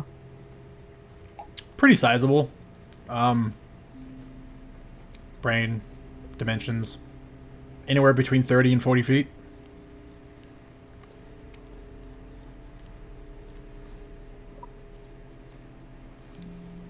Okay. How wide?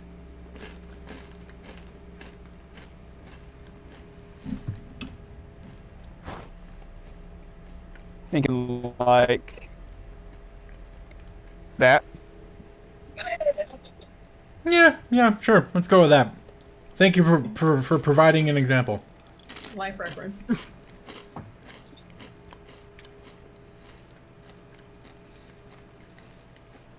Okay.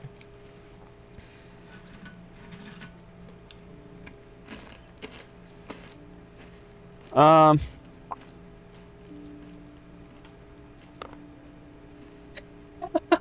That's so good.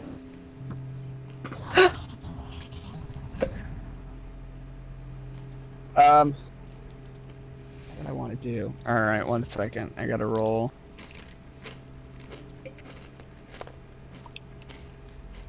I know this is my setup. It's a really good setup. You're outside. Pro gamer setup. Let's. Well, okay. So there's like what, a couple feet of snow on the ground, Yep. and it's frozen. The trees, they're snow covered. Are they snow covered? Mm-hmm. Kenna's gonna walk to the tree nearest the Kenna's gonna go to the tree that the deer was placed on, Yep. and is going to take the backside of Pyre and slap the tree. Okay. And knock the snow. All right. And then when doing so, she's also gonna try and feel for if how sturdy the tree is. All right. Just make me an attack roll.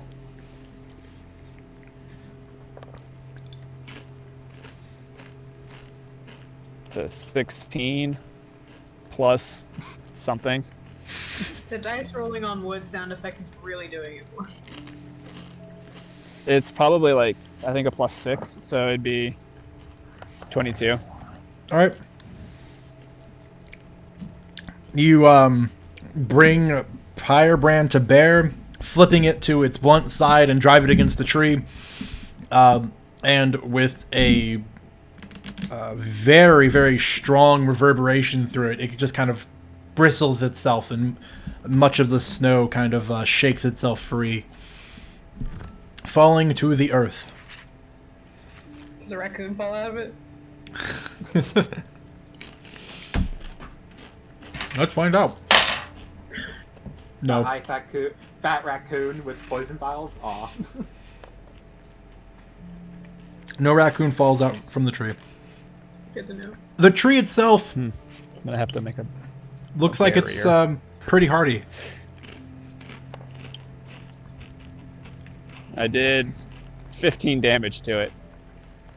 Well, you know, if you One didn't want to damage. hurt it, you didn't have to. No. Okay. All right. Pretty hardy and sturdy.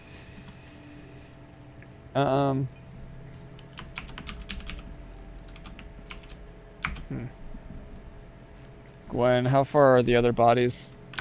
Or from here? What body am I on there? Let's just, for the sake of timing, say this is number 5. It's number 5. And you said they're about 10 minutes from each other? Roughly, yeah. And I'm just gonna sort of point through the trees, like, there's one that way, there's one this way, there's one, you know, across from us. I'm just gonna just sort of point about 5 minutes between each, and, you know, or as you go on.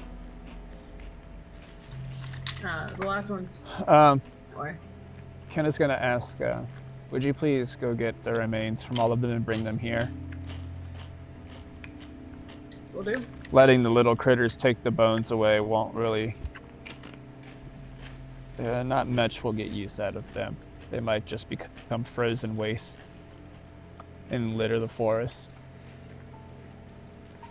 plus. We could return all the nutrients to the soil. Winters are hard up here.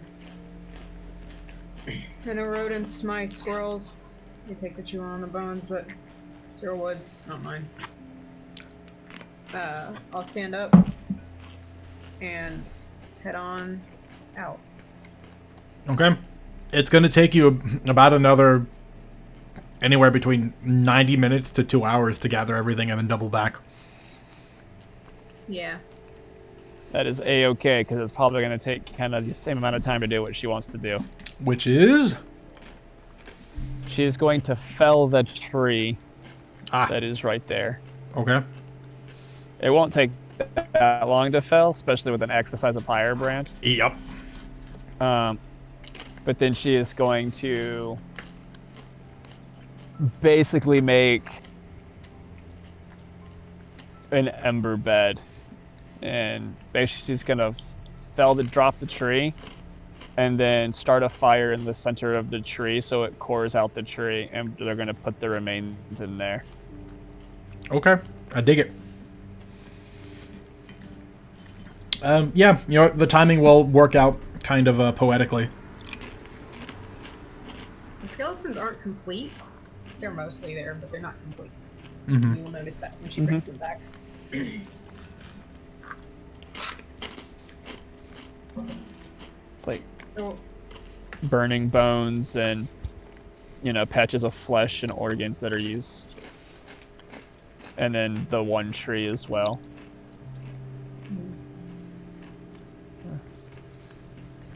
well, The snow will melt.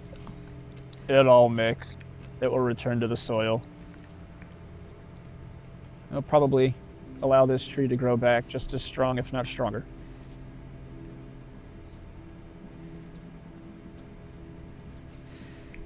It's a beautiful sentiment. Yeah. She'll go about helping you getting them all situated.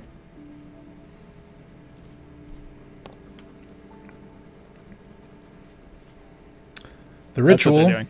Yeah. That's what she's doing. I said the ritual, after Gwyn returns with the various bodies, will take place over a while. Do you just stand vigil over it while it does its burning? She's gonna say she's not gonna stay there for the whole burning. A tree like that to burn down to ash and for it to go all the way out, that's almost like an overnight thing. Yep. That would take a while. Having stood at those fires before, you just kind of stand there and Hurry up and slowly wait. works. Yeah. But the way I'll do is when it gets to, I'm gonna use produce flame and then control flame to make it twice its size. Mm-hmm. And then just to get a fire going, like in the core of the tree.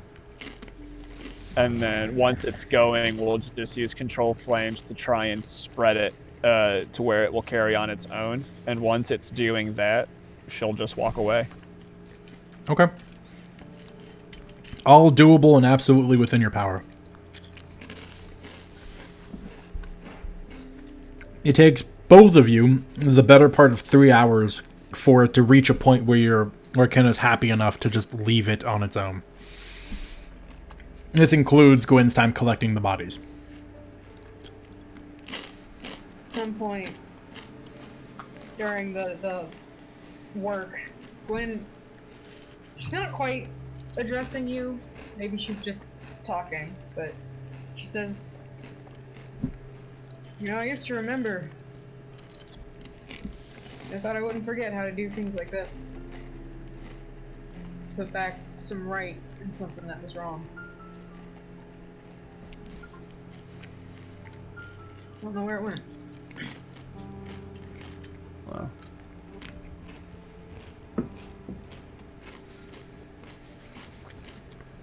It just addresses you directly after that.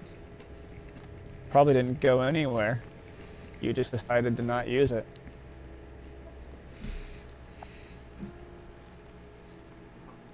I'll have to go looking for it then.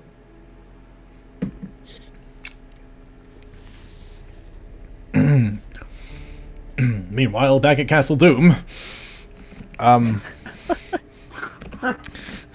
several you guys have had several hours. Is there any pointed business you would like to tend to, or do you just sort of NPC mill about for a couple of hours? You know, taking care of camp, walking perimeters. I guess there's one thing I kind of want to do. I guess back when we finished eating and Mordehine said that thing. When Edelweiss is done, they're just gonna stand up and I guess not.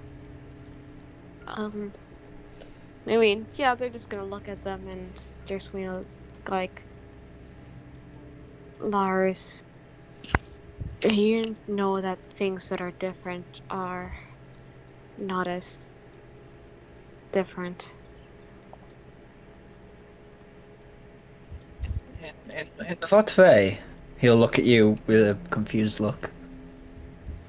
I don't see how I'm any different than at least being a being with the intelligence of the rest than anyone else.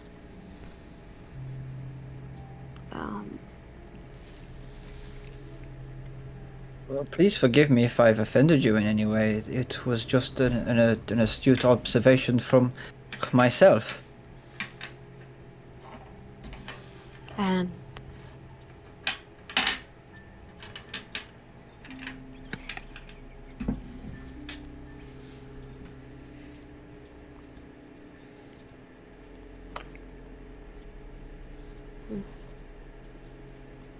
And my observation is that you are a dangerous person, but I have not brought it up again. And is that because I revealed that I was an assassin?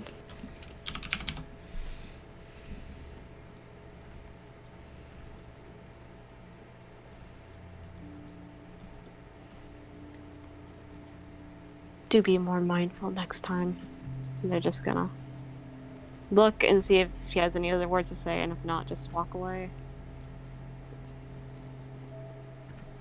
Lars will be taken aback, but we'll leave it be.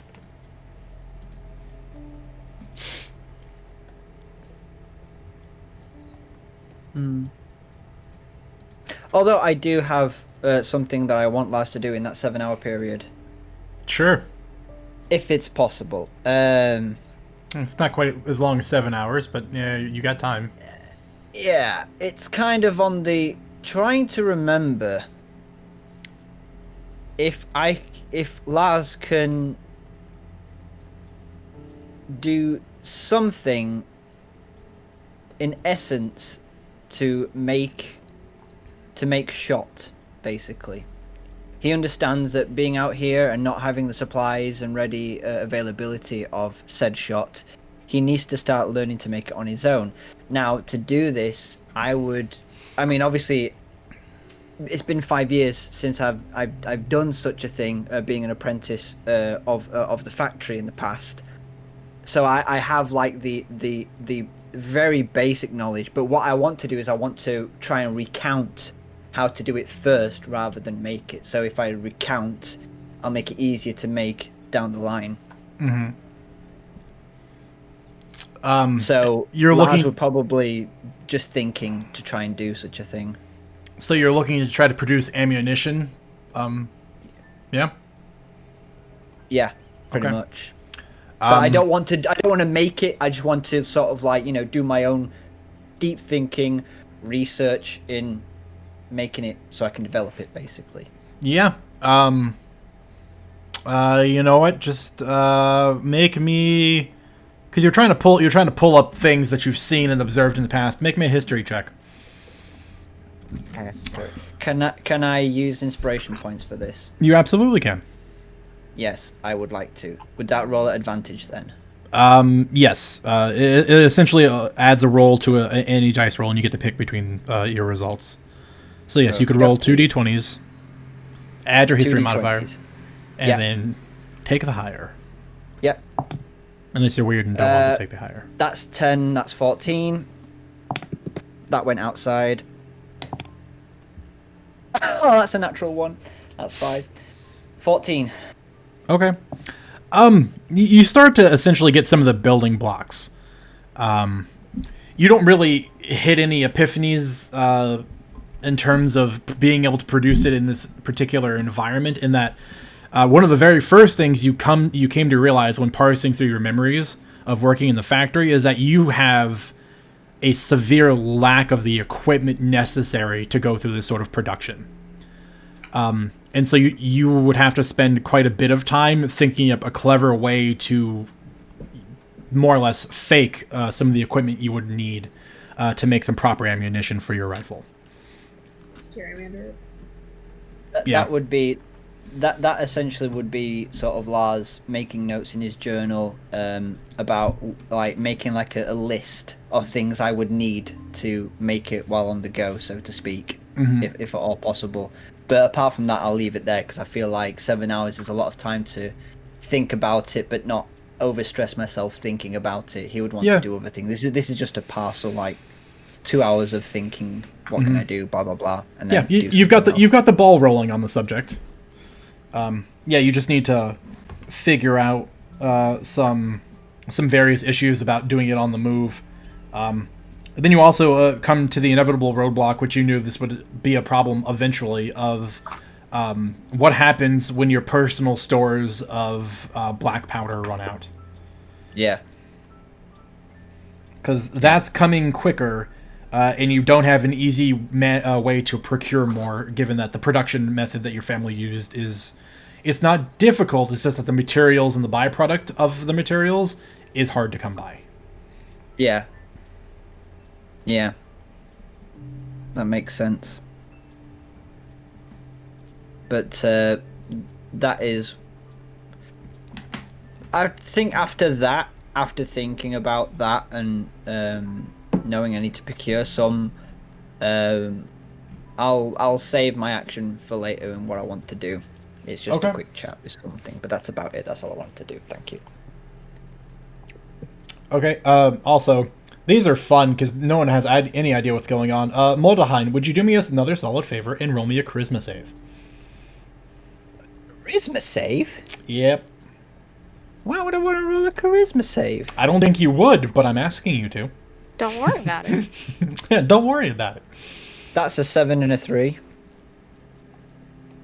Okay. Duly noted. Thank you. Continue on.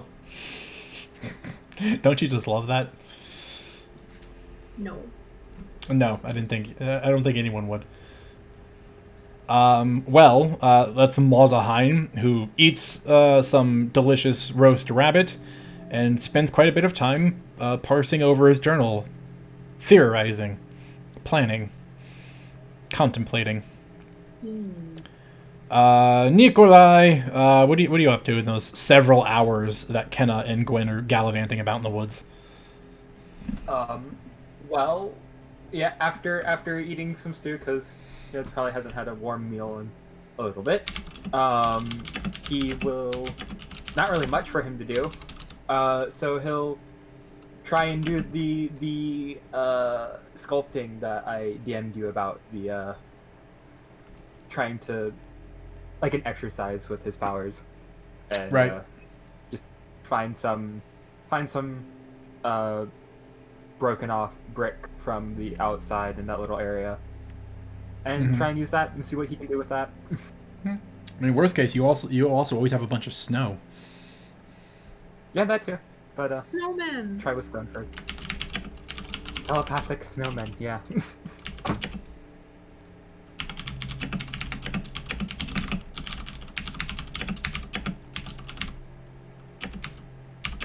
Sorry, writing a thing. So all of you won't stop messaging me. We all have secret shit to do. Stop it. Open narrative, open narrative, open narrative. No. You can't make me. At Okay, least now we I'm know not it's you, messaging you. I appreciate that, Kyle. I'm messaging other players, but Open narrative, open narrative. Okay. Nikolai, you're going to go flex on some brick. stream now. Yep.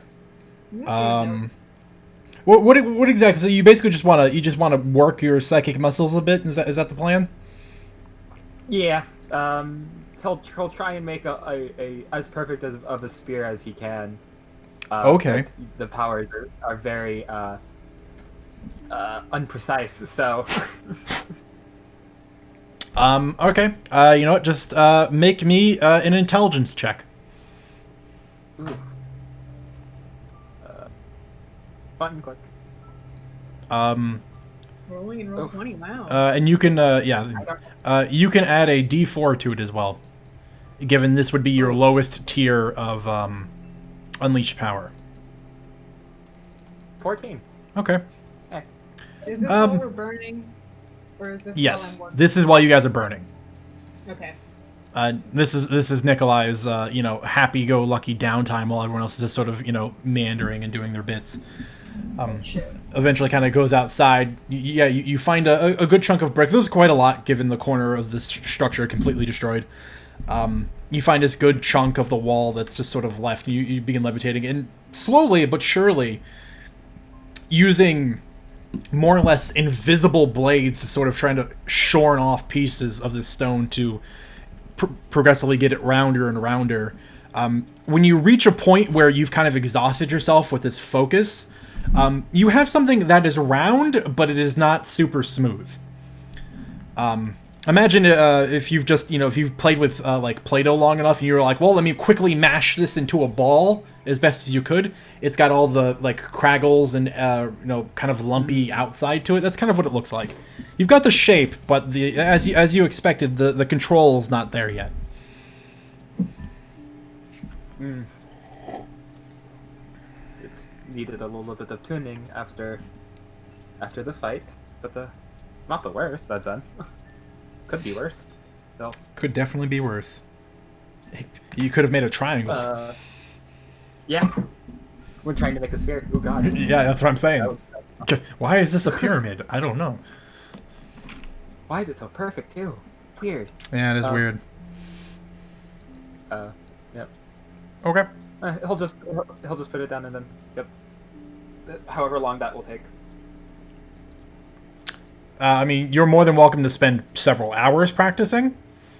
In which case, you can do a check for every hour, or you could do that for an hour and spend time reading a book, spend time writing in a book, spend time walking perimeter, spend time rummaging through, I don't know, the crates that still haven't been touched in the one room, drinking wine from the barrels. Or you got choices.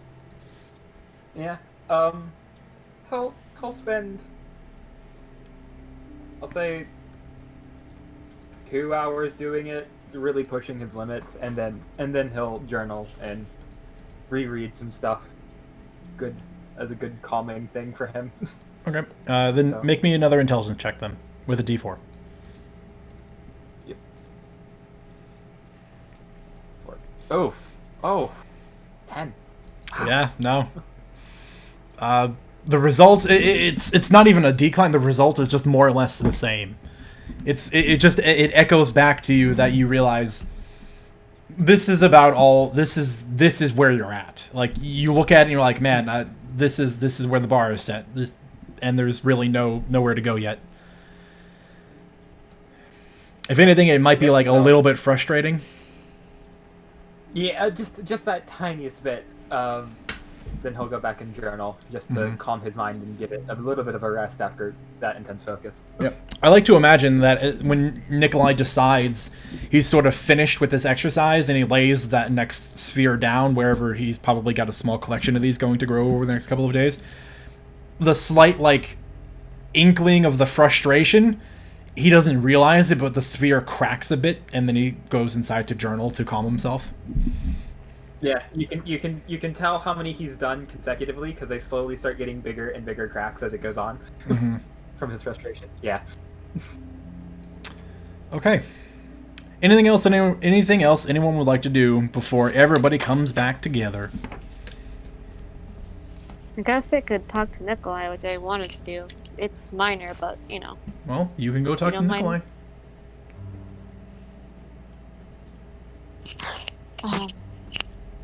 What's Nikolai doing at this moment?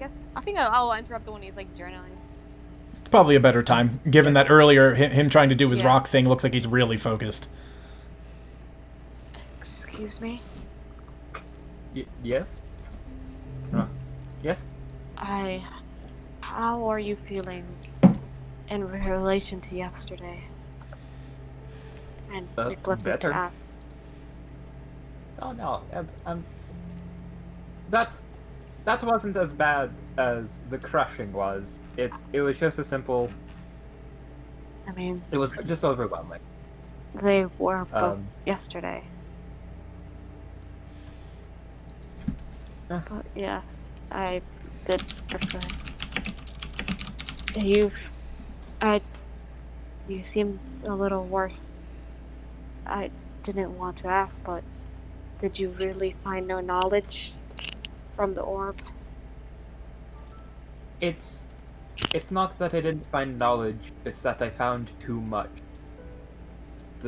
Your mind can only decipher so much before it's overwhelmed. And the barrage that was just that, overwhelming. I thought you might have been able to make sense of something between yesterday and today, but I suppose another time then. Yes, but if what I'm thinking is correct, later this evening, around the same time that we did before, it should be good to try again. And who knows, I may be able to decipher this a little bit more once I get used to it. It's Just quite interesting.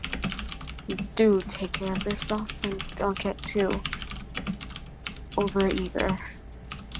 If you think you're already pushing too much limits, then perhaps give it a rest. Sound like a softer version of my sister. I'll be fine. I know what my limits are, and while I do try to improve and push them, not to the detriment of myself, not too much at least, I will be fine. And now that I know at least a parameter that I can work within, it should, at least over these next few days, if there are no intense interruptions, I should be able to figure it out. Of course. Hopefully sooner rather than later. Even if the orb Agreed. is safe, every time it does come out, I do worry a little bit. That's why I'm going to check before I ever take it out of the bag, if I ever intend to. Indeed. Speaking of which, I would really like to get that bag back. Ah, And he looks a tiny bit annoyed. Just, you can see it in his eyes. He's just a little bit annoyed that the bag keeps getting taken away from him. I suppose they'll return soon. One can hope. Indeed. It would be concerning if something happened.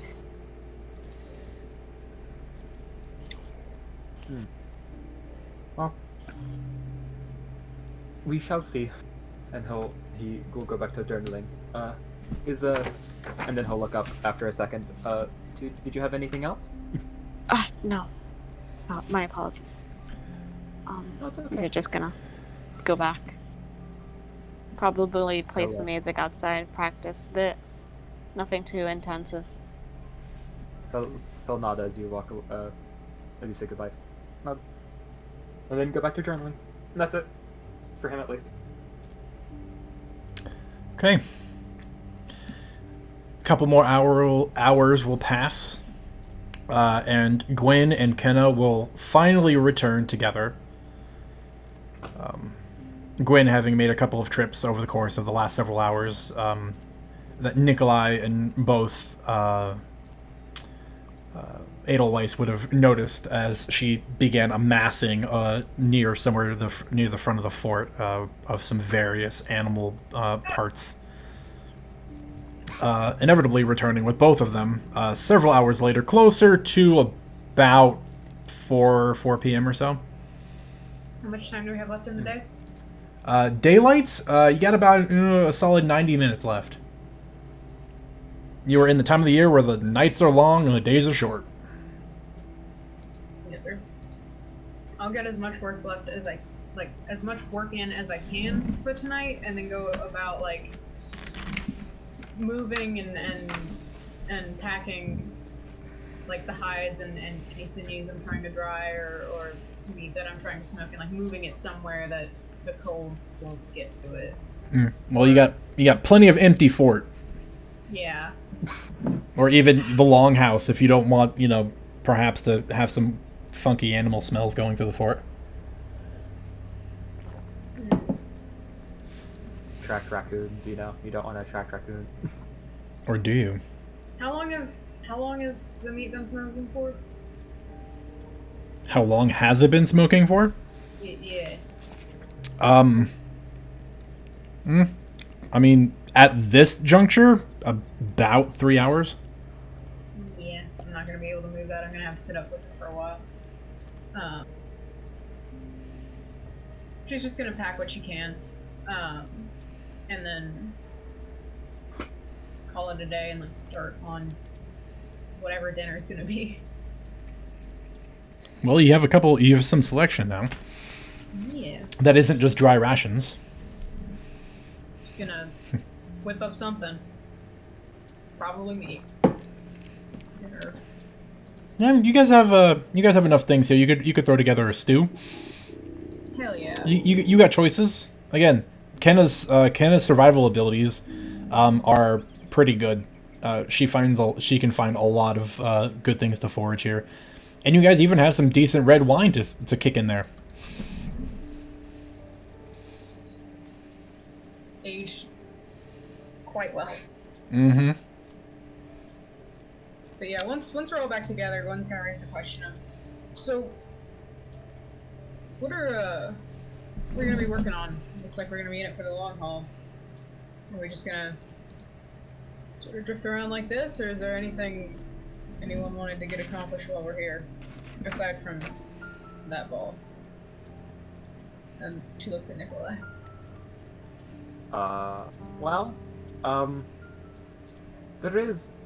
This fort is an interesting predicament, at least to me, because besides the ball, the fort seems, even if it were to only have one layer or one level, it's an interesting way to design a one-level building. It's that journal and what I've experienced and looked at with this building, there has to be more than one level. And at least for me, I would really rather see if there's a way into other levels of it, the underground, see if there is an underground, to open it up. It is a dwarven fort. They are known for having multiple underground levels attached to their buildings. It would be weird for them not to have one. For doors to Didn't you find a door that we could not open? Yes. You guys have... There are many. There are several large double doors that lead into the interior part of the fort. doors are boy. There's one in this room, as a matter of fact. For the second, just drag one here.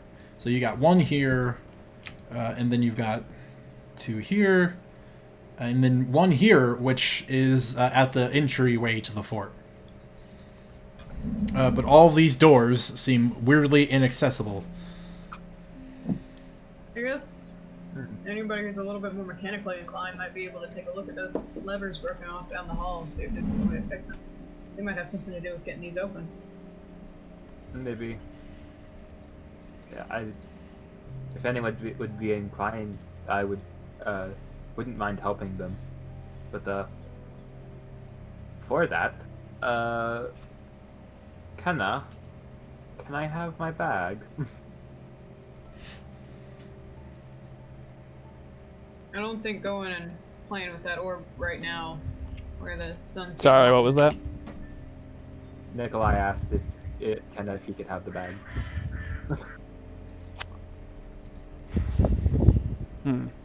Gwen's just gonna say, I don't know if playing with that orb where the sun's getting real low is a wise idea.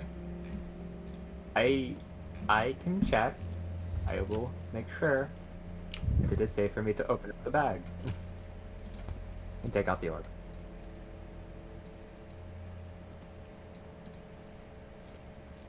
Let us do it swiftly then.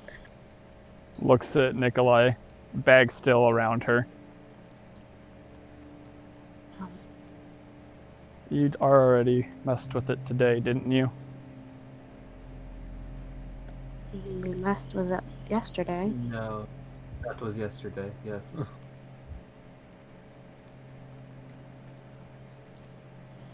I'm pretty character. sure it was actually after the long rest.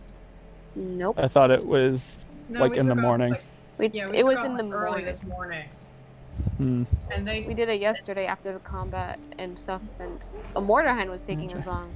Well, was at one point, I think after Mordorheim's long rest, which doesn't go with ours. We haven't done it today. You left in the morning. That part's true. so they haven't played with it yet, but it is getting dark.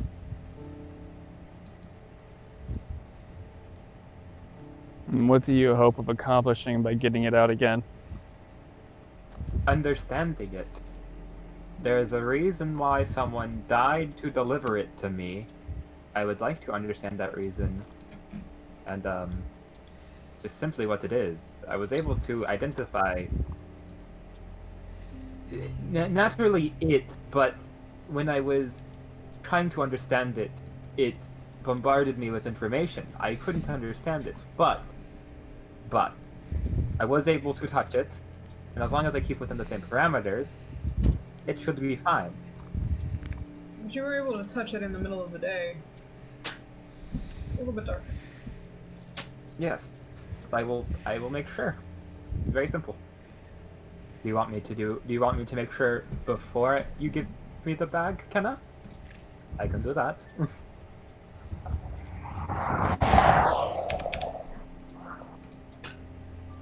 Takes a real long, deep breath.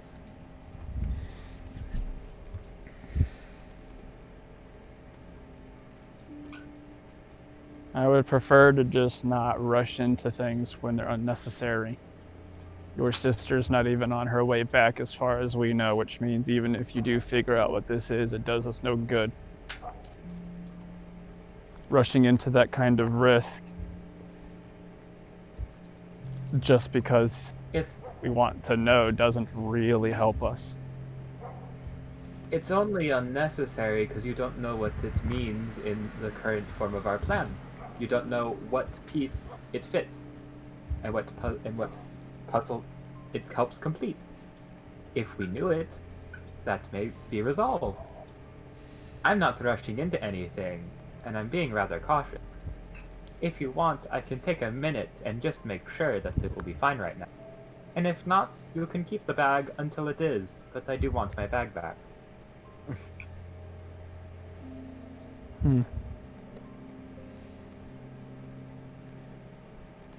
Go. So go ahead and check. See if you can find out if it will be safe, and then let me know. But you wanting your bag back doesn't mean anything to me when I'm the one holding it. He will spend 2 psi points to cast Augury for a minute. He will literally just sit down right in front of Kenna and start the channeling.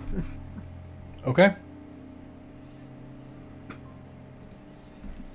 Pop me up that spell card again. Yep. Pop. And the objective is to open up the bag and drop the orb onto his hands, whether or not that will be good or not. Okay. At this juncture, the sun is starting to set. After several hours of the day have passed. When you guys have settled in for dinner, Nikolai gathers himself and begins to focus and cast this ritual. Nikolai, your mind's eye feels itself rushing through dozens upon dozens of parallel convergences all at once as to what could happen in response to this.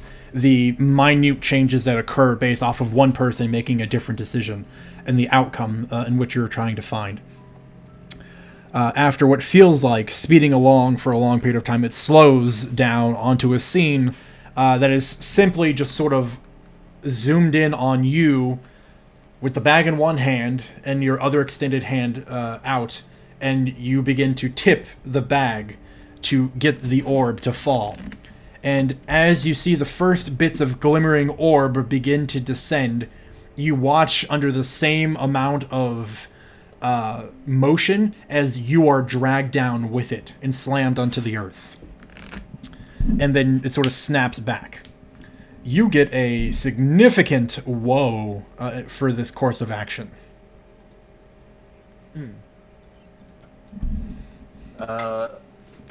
His eyes, which are glazed over white, will quickly snap back to his normal eyes, and he will go, well, as I said,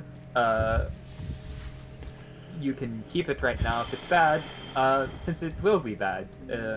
It does seem to be based off of the time of day, if that vision is correct, which so far they have been.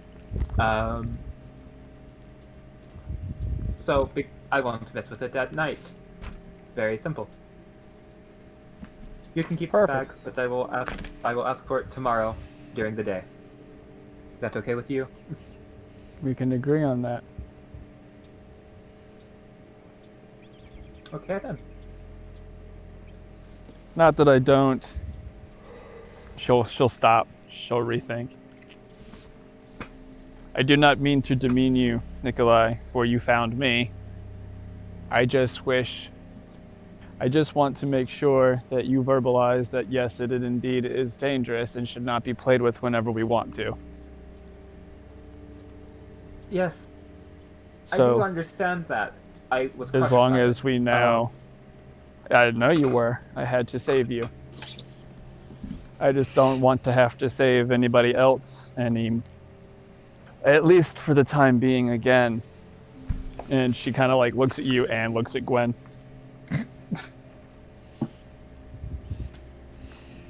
That is all. So, if we know that we can't mess with it at night, then we won't mess with it at night.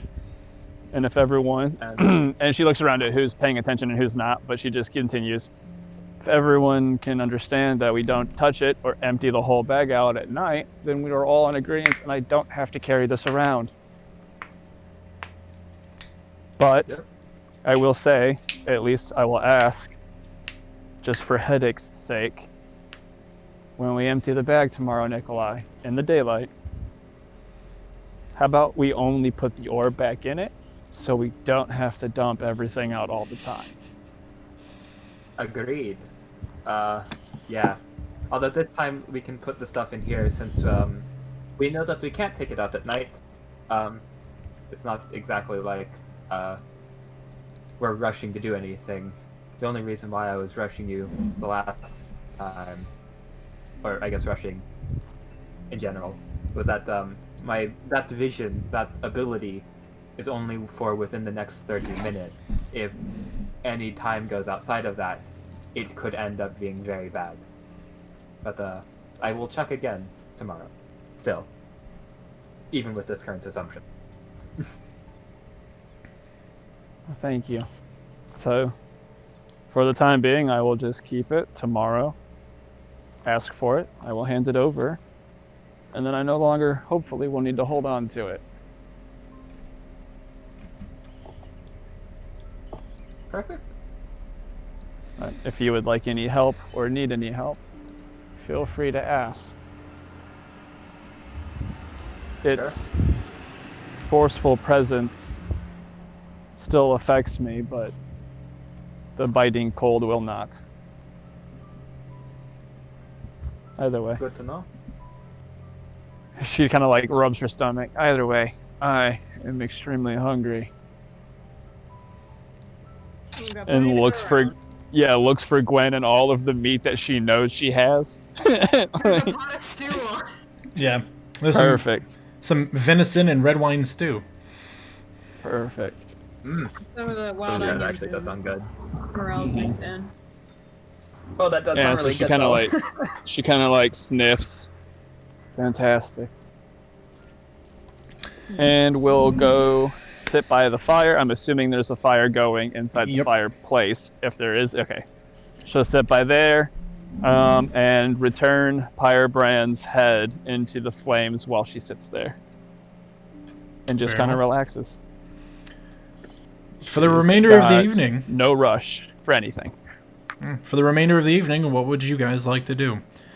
Do remember, it's not super late, just that it gets dark really early. Actually, S- Kenna will try to read Bones of the Earth. Perfect.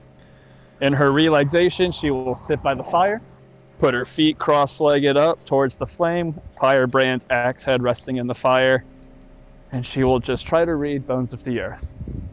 About how much longer do we have before it gets to a time of day where you can, where you ought to sit back and go to bed? Like, resting time? Yeah. Bedtime, Um, if you will. Another couple of hours, probably about 3 or 4 more hours before you guys can go, we could probably just go to sleep now. Yeah. Mm-hmm. You got about an hour's worth, you got about like a solid 15-20 minutes of actual light left, and then twilight for another hour, and then darkness until 8:30 the following day. Excuse me. Yeah, 8:30. Actually, Yeah, sorry. Go ahead, Gwen. go ahead. I would have finished up packing up what I've been working on all day, so at least so nothing can get at it in the night, like a raccoon.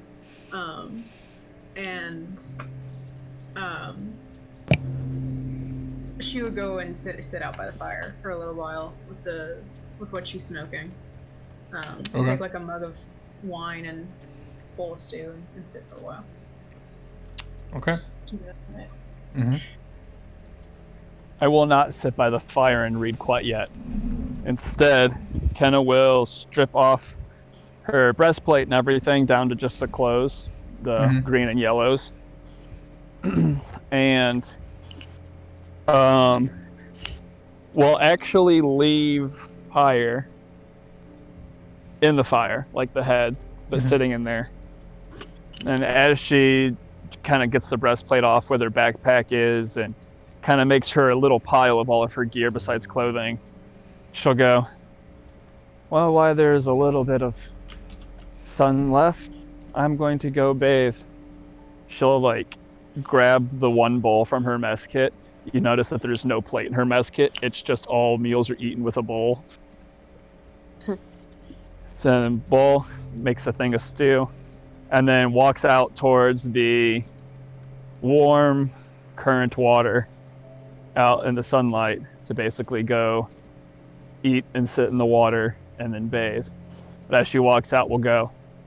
But if either of you try to make with Pyre, I will know, and I will burn you. And she walks out. Ada Wise being like, internally like, you're gonna bathe in cold water? Probably Because would yes, have it's mentioned it. relaxing. I see. And walks out. She's gone. She's going to go bathe with sunlight. When Kenna's out of earshot, Lars will say, "Yeah, don't try to lift it. It's very heavy," and he'll go and go to his gun case, take out his gun, sit by the fire, and start cleaning the gun. Mm-hmm. Oh, there is something, Mordheim, which I want to see if you'd be up for doing. Since we seem to have a little bit of time on our hands, and especially with a little bit of sunlight left, do you mind exploring the roof of the fortress for me for a bit? I would do this myself, but I really would rather not try and physically exert myself in that way. I can assist you though, if you want. I have an ability to help you jump higher, so it should be a lot easier to get up on the roof and down from the roof if you want. In what way would you be able to help me jump? Is this magical of some sort? Yes. It's out of character, it's the spell jump. In character, it's my ability to control certain objects can extend to certain aspects of people, including making one seem lighter than they actually are. So, yes, if you so desired, I could help you do that. We don't know. I mean, I've climbed many places to get a decent shot on certain targets. So, but yes, any sort of help is welcome. I'll do that for you. I know you've been concentrating on that thing over there. Don't want you to get too riled up. But sure, I'll go check the roof while there's still light.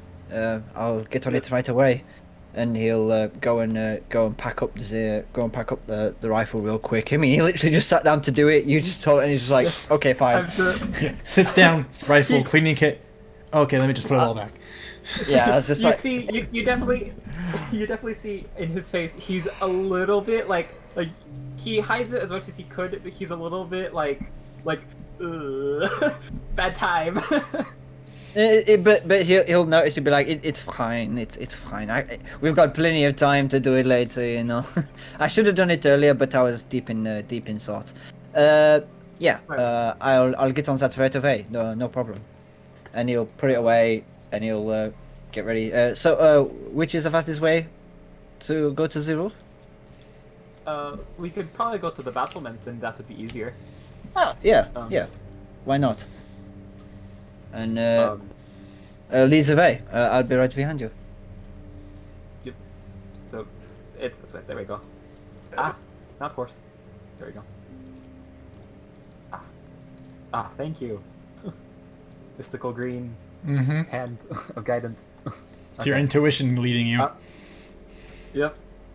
So, just as a warning, it will feel a little bit weird, but just go with it. Just use your natural instinct, and it will guide you perfectly. How long will I be able to do such a thing? For a minute. Oh, I was just Rather about to. limited. Okay. So getting up is good. Getting down, not so very much. But also, getting down is a little bit easier, to be fair.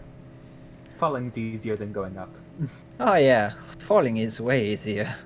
Remembers the time we tried to jump off the battlements. Sure. Are you ready?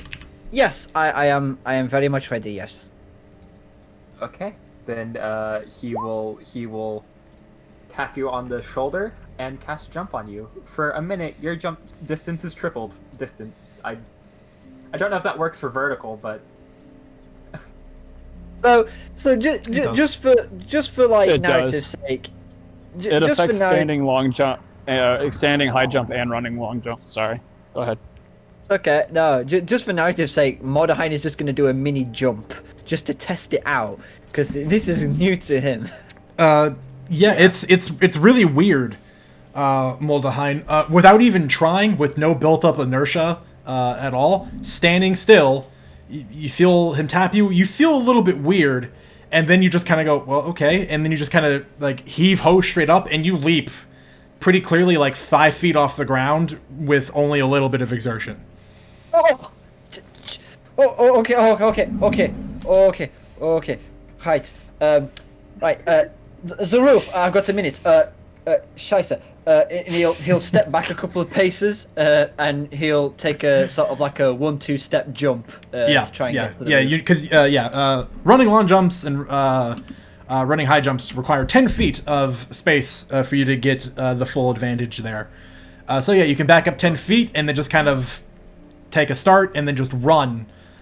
And then when you do so, you jump almost 10 feet high in the air, with you being able to like stretch and reach out, and you can catch the top of the roof. But to keep your grip, I want you to make an athletics check. Yeah.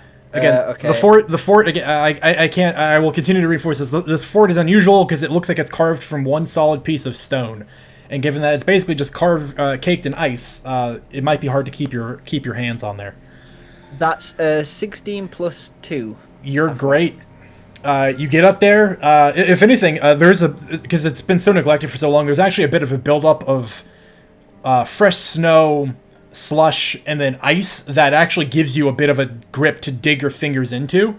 And just with the natural momentum you built up from this leap, you can pull yourself up the rest of the way. I'd just like to say that in between Lars running, jumping, and getting to the ledge, he would have been screaming all the way. But I do not want to. Yeah. You But, hear Portia barking in the distance. Yeah, Portia just whines in a corner. I hear and my master screaming. yeah. So yeah, I'd get up, climb up, and I'd sort of like, oh, right. I'm fine. I'm up. Fun, right? Yeah. Kind of disorientating though. What do you want me to say? What do you want me to do? I'm on the roof.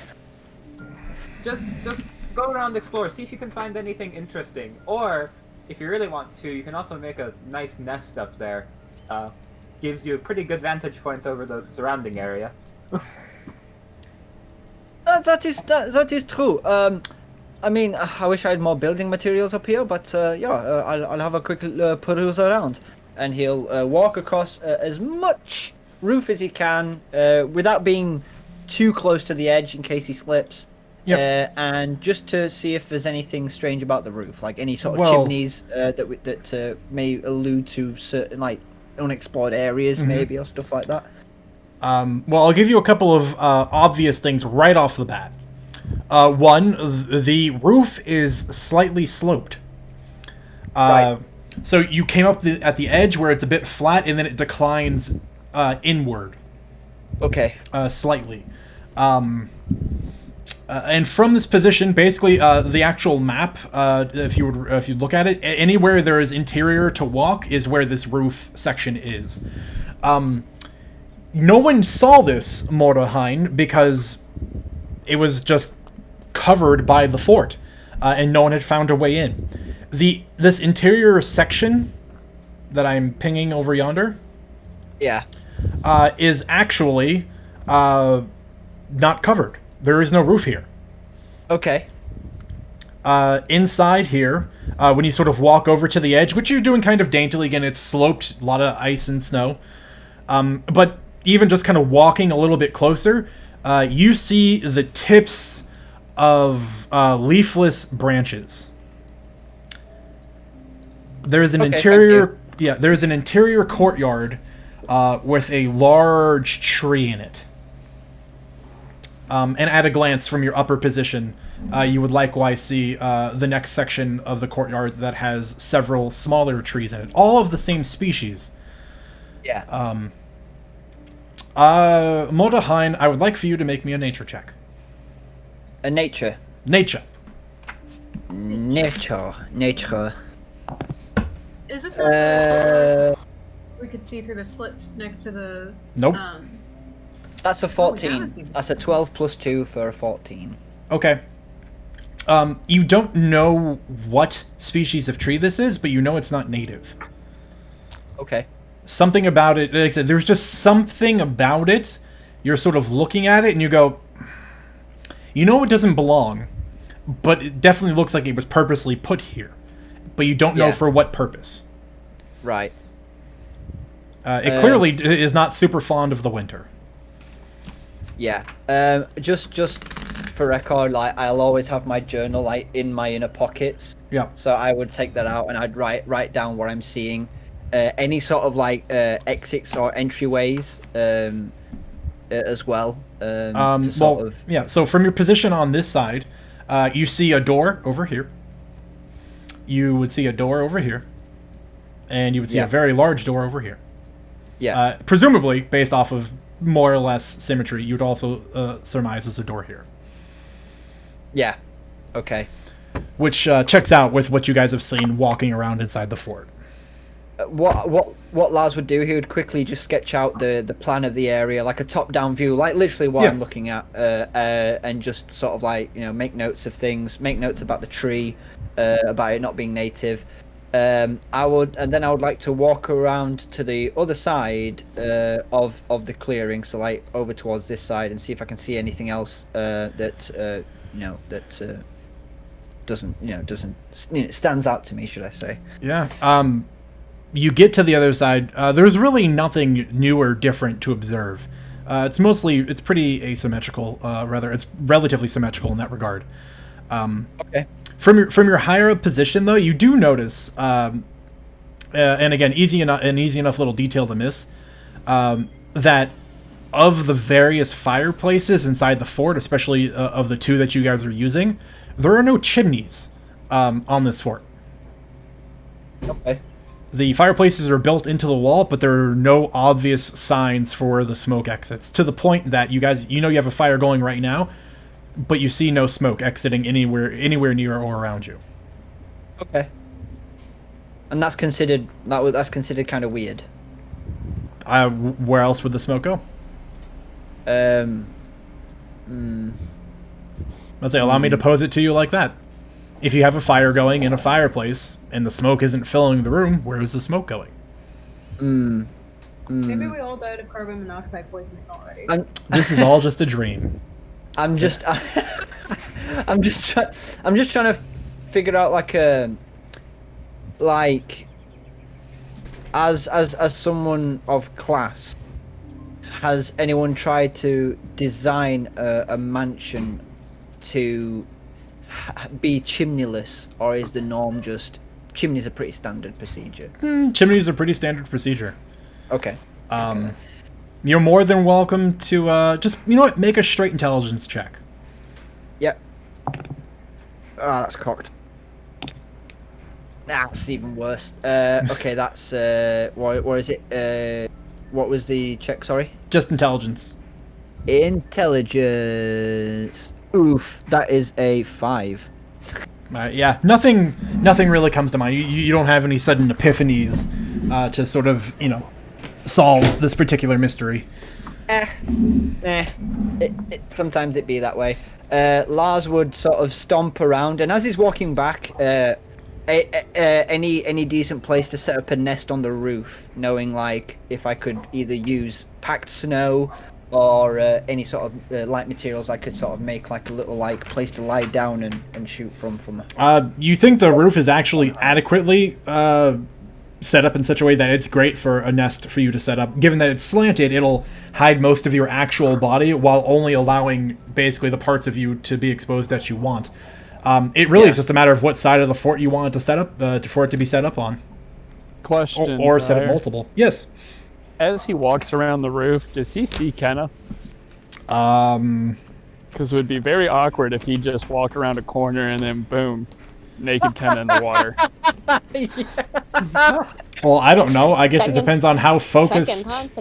How focused Mordaheim is on his research. If you want my passive. Yeah. What's your passive perception? 11. Yeah. It's because the light's slowly dimming. You wouldn't really notice much. Cool. Well, so, I mean, I wouldn't hear him or notice him climbing around on the roof, would I? With a passive of 13, not looking for him. I actually think you would, because he's not being quiet. Versus Kenna, who's just sort of chilling in a stream, eating, you're not making a ton of noise. Versus Mordaheim is, walking up on the roof, you hear snow shifting. Okay. I think you would probably notice a figure up there moving about. Okay. Same for you, Gwen. You would definitely hear Mordaheim. Again, you wouldn't be able to tell who it was exactly, but you would hear, and then once it pulled your attention, see the dark shape moving around on the roof of the fort. The occasional German swear would probably tip me off. Or maybe you already heard Nikolai being like, "Hey, Morderhan is your." Yeah, doing?" you It's like, son of a oh bitch, yeah. Nikolai. Made me look into like a peeping Tom. Well, Just, I would say Gwen's Hey, outside, so. he did scream along his jump, so I'm pretty sure at Oh, least that's Gwen would fair. have heard, Yeah. looked, and seen that. Yeah, actually, Like, that part's what's the fair. screaming man doing? yeah, she's checking in every once in a while. She wants if he falls, she wants to see it. It would be pretty funny. She kind of just sees Morahein's like head and shoulder kind of just like pop over the edge, just tilts her head, on the roof, and goes back to eating. Lars, obviously not seeing Kenna there, will walk back over towards. Could you put me back onto the side of Yes. the other side? And he'll lean over and he'll just go. Yes, Nikolai. Some decent things. There's an inner courtyard. I've drawn it out on the map. I will be able to make a fort up there, to shoot from. But I mean, it's naturally easy for me to do so. But let me get down first. I'll show you. And he will very gingerly try and get himself down. Sure. Roll me an acrobatics check. Acrobatics. Oh. 7. Was it a 1? No. Okay. In which case, the descent isn't graceful. You try to very gingerly lower yourself, and pretty much at the full extension of dropping yourself down the battlements is when one of your hands slips, and you just kind of land a little awkwardly. You almost twist your ankle, so it's just like a slight jolt of pain. You're fine otherwise. The one was the only time it was going to be bad for you. Oh, okay. That was close. Yeah, very slippy. Maybe should have done that a bit more gracefully. Here. Scheiße. If you don't want to, please don't read any of the inner passages. I will just show you the map that I draw. Okay. A bit of privacy on my part. Hold on. Wait. Hold on. Give me a second. I know. Here, he gives you a sheet of paper. Just use this. Not so personal. Just use this. Thank you for understanding. And he'll quickly copy it out, hand it back, and as he hands it back, Mordheim will say, "Curious. Along with what I found, there appears to be no chimneys at all. It's like it's something I am very not used to. I don't know where the smoke is going. I mean, Interesting. Unless they have found a way to harness smoke to route elsewhere, I'm not too sure. But the inner courtyard is kind of fascinating. The trees, they are not from around here. They are very foreign, and they seem to don't take too kindly to the cold. But that is all I could make out. It's not like I'm in tune with nature as much as Kenner or Gwen. Gwen, you think you hear your name off in the distance for some reason. She's like, Dog ears perk up. There Pavlov may in be response something. looked over. If you're sure you saw no smoke at all? 9. None at all. 9. No smoke at all. I wonder if the heating could be redirected, or the smoke to be using its heat in other deeper layers. So instead of opening it out to the open air, it travels along maybe passageways. If you can't see it, it has somewhere to go.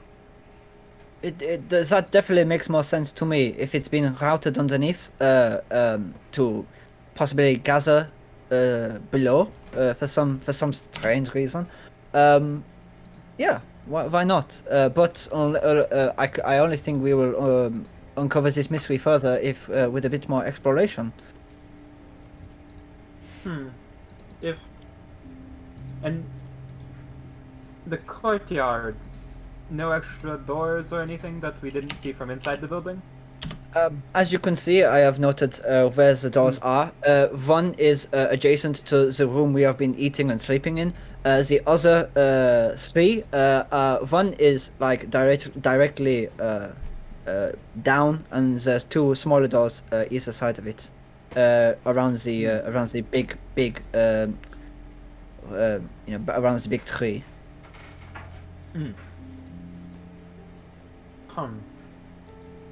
Well,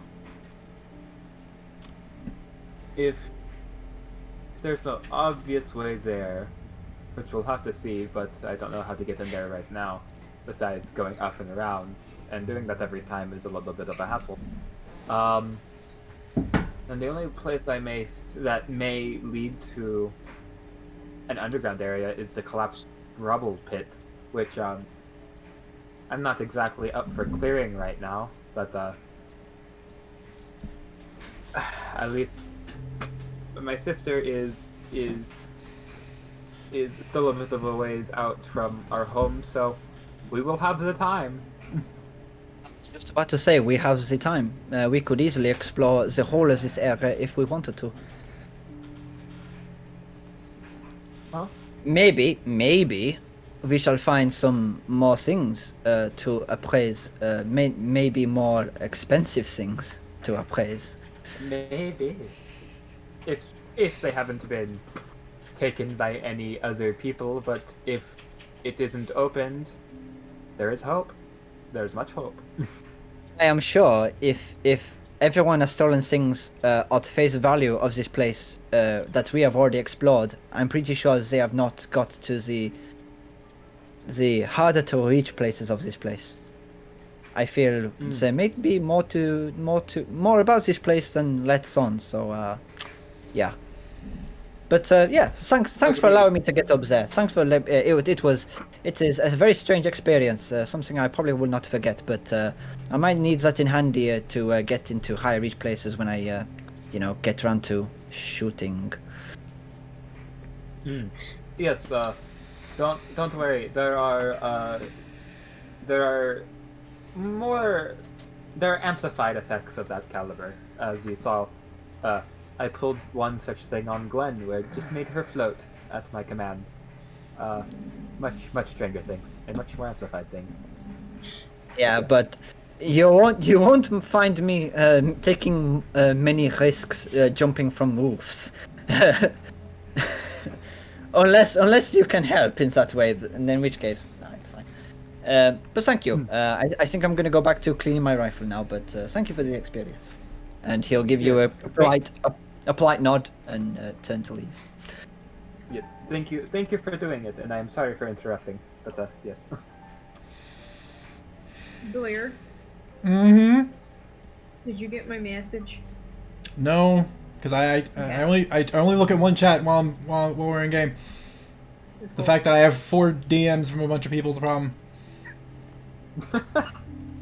Lamau. Don't want to interrupt the narrative. Well, then you should also know that narrative things can be done in the narrative. You don't have to ask me what your character is thinking. Damn, who'd have thought it? Who'd have thought? Who'd Say have thunk the it? thing. Say the thing. Dyer, is Who'd have there thunk it?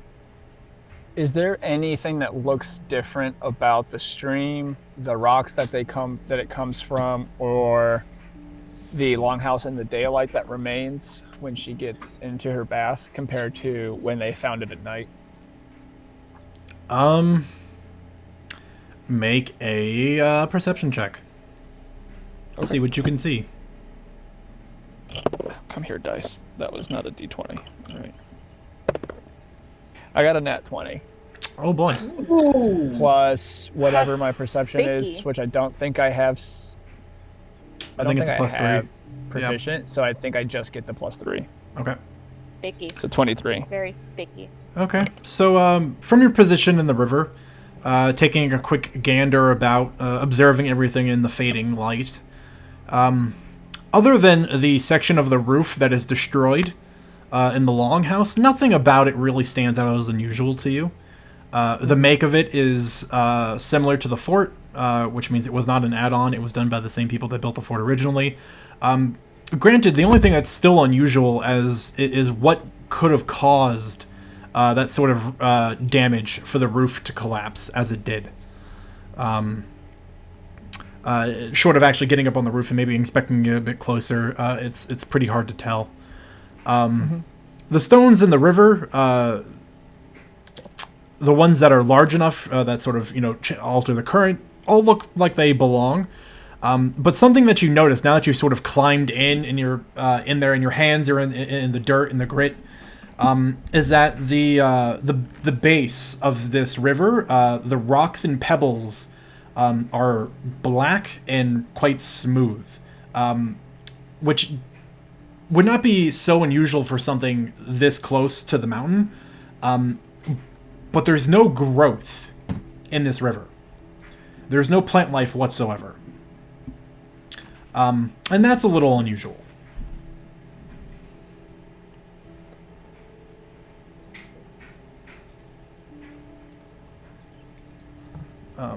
And actually, looking at where we are, we're going to take our last bio break right here. And we'll come back and we'll, get into some more things. Give Ken a chance to stew on questions or thoughts. Okay. Have a nice soak. We'll be Y'all back ever shortly. hear about, Y'all ever hear about how flooded quarries, they make for pretty decent swimming holes, and by decent I mean convenient. They can generally have like a lot of and contribute to a lot of like lead poisoning and other sort of like toxic mineral poisoning. I've decided as well. Oh, hello. You know I just sent to Musical Rage. Krista is like, hey, just be sus of Mordheim, and basically Nikolai is just, hey Mordheim, can you jump on a roof for me?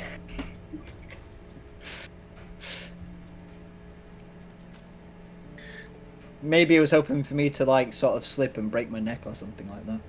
Oh, I'm sure not. But now that he knows you'll jump on a roof for him, he knows you're loyal. Yeah.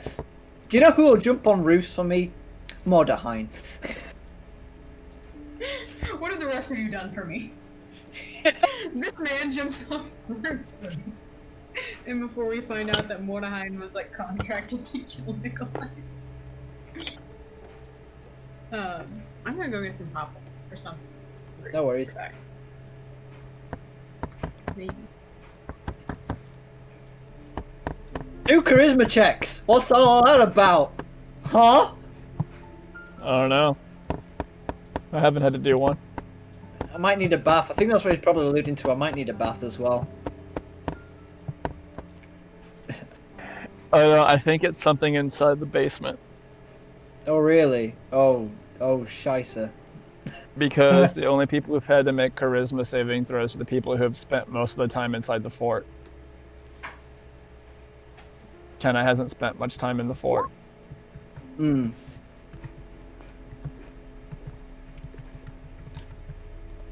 Yeah, Specifically, but Mordheim's been doing a lot of sleeping time in the fort.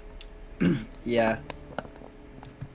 Do you know what would have been narratively cool is if the thing actually gave me a nightmare, and I had to actually write up a nightmare that who is it had to give me that CJ had to give me. That would be pretty cool. But like, hey, you have this nightmare, and I have to like, it would sort of like be like against the whole like meta homework, but it would be pretty cool.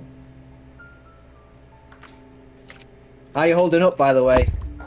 It's humid and I don't like it. It's the only reason. It's not the only reason. It's one of the main reasons why I hate coming to the south, because it's just humid. Yeah.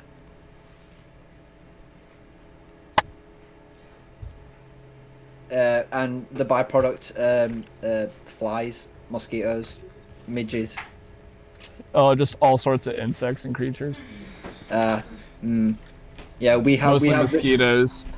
we have the ladybirds are trying to get into our house thing at the moment, where all the ladybugs are trying to get into the house.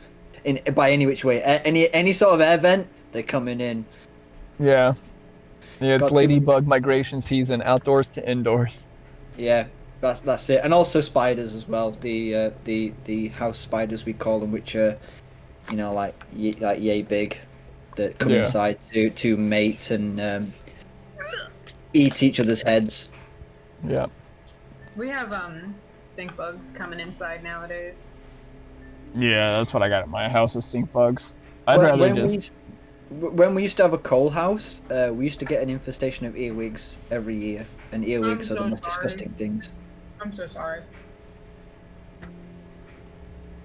That was It's back when we also- had that was back when we had to actually have like coal storage. This was like when I was like 3, 4, 5 years old, and then we got rid of it and we made it into a kitchen.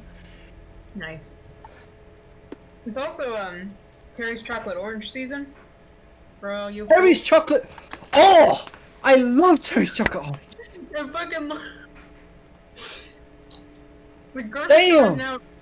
The grocery store is now dangerous territory because I will go and I will buy an entire one and then eat it like by myself in one day.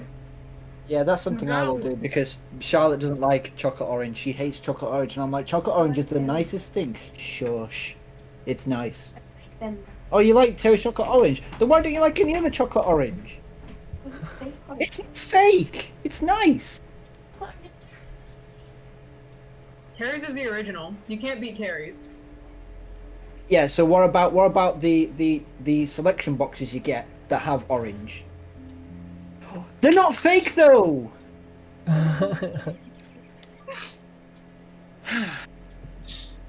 I've started a domestic dispute.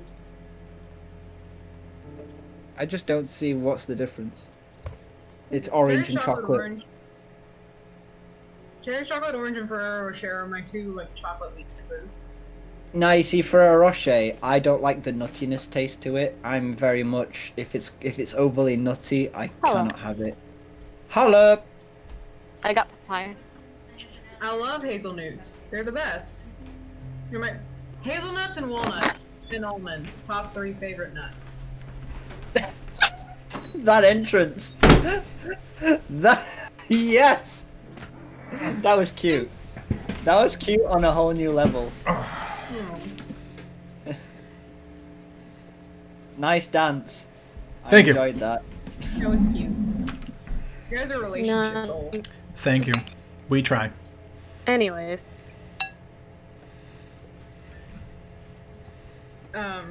Dyer, what are your top 3 favorite nuts? And by that I do just mean the trees from fruit. Or legumes. Peanuts are legumes. Well, I'm a big fan of, honestly, like most nuts. I like peanuts, I like almonds, I like cashews, I like pecans, I like walnuts. Brazil nuts. They're a little bit lower down on my list. They have a They're very just hard to- well. They have a real savory taste to them, and I have to be in the mood for them. Otherwise, I could like snack on almonds absent-mindedly and never think about it. Yeah. Very, very Yorkshire saying, but when I go down to pub, I have to have KP nuts. It's like you gotta have a beer and you gotta have some KP nuts. And you gotta nibble on some of those nuts. nut. Yeah, Sure would be nice. It's to go November, to a but it's pub. November, so you shouldn't be thinking about them. No, not November. So no. fireworks for- Alrighty. Yeah, let's get on with the show. we're waiting for Nikolai, so you guys can stew in that awkward moment for yourselves. This is the kind. Dyer, This I is do the kind of have content people come here for. I do have a few things that are planned that, or at least that I planned for Kenna to do before sleep incurs. Yes. I have one Um, thing, but it's just so minor. Which they can be played out or they can be just described in foregone. It's up to you. And you're very It's good at just thinking about things things- to do. just things that Kenna would do before sleeping that are slightly important. Well, To slightly planning. important things are good to do. I will be listening respectfully. I have a question. Sure. While I'm at the fire, can I think back to what Kenna told me while we were burning them carcasses? Uh-huh. Try to recover some of what I might have forgotten in carving something. I mean, you've been trying to think of old stuff all day, and you've had no luck so far. Yeah. In terms of today, you're kind of spent. You can use it as a catalyst to continue trying to remember, but in terms of today, you're done. You've had nothing but unfortunate history checks, and that's how that be. Done two. Yeah, and you failed them both. Yikes. Can't help that. Sometimes Oh, the I dice can. aren't with us. Or the dice are exactly where they need to be. Oh, fair point. Mm-hmm. They do have a story to tell. They do. And Gwen's in a predicament where, it's not a super easy place to come back from. Yikes. So it's appropriate for us to only be on session 7 and for there to be no huge revelations yet. I mean, Whatever. I mean, I that's just think very on it, juicy then. details. I just think on it. Whenever you want me to tell you, let me know. You know what? Because So- we don't know how long Nikolai's going to be. I feel like Discord updates aren't that long, but just start in on it. Okay, so the first one would be before she comes inside. So she'd finish bathing and eating, and then get dressed again there by the stream. And she would actually no, you know what? This would work. She would do this after eating, but while in the stream, not bathing, but just in the stream. She'll lean up against one of the big rocks that is in the stream, but where the water is rushing into her, not past her. And she's going to close her eyes and then meditate. Okay. And feeling the water run over her, I would like to ritually cast Locate Plants and Animals. Okay. And I'm looking for maple trees.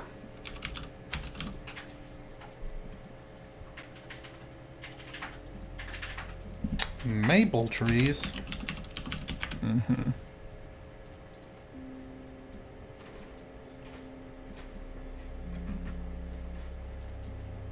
This is the kind of an area where they really wouldn't be here, but it wouldn't be unheard of.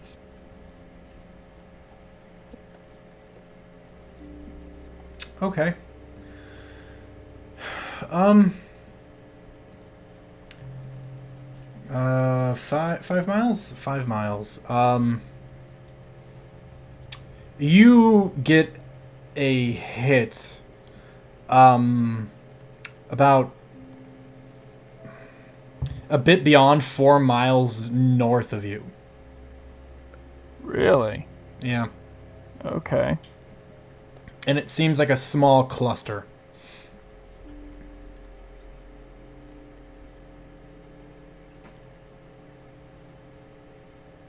Small cluster? How many's in the cluster?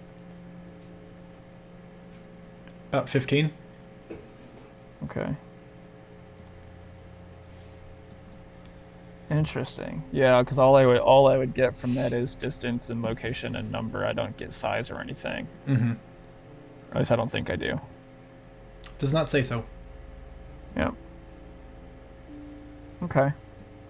So she'll take those 10 minutes to think and feel the water like rushing over her. And then she gets that ping and she'll come to, open her eyes.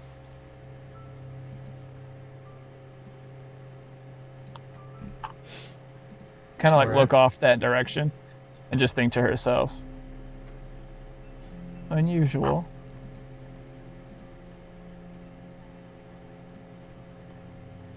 But I'm happy. And then she will then get out of the water and get dressed and proceed to go back into the building and that is when she will sit down and crack open. Well, not crack open. That sounds aggressive. She will gently take bones of the earth outside of the bag that she's kept. And sit down, not cross-legged, but her ankles crossed and towards the fire, and then slowly begin to open the book and begin to read. Not skimming and not going fast. She is taking the diligent time that she took with the other book. Yep, which is required. Slow and steady wins the race. I don't want to interrupt, but Edelweiss does have a just kind of walk up to you, just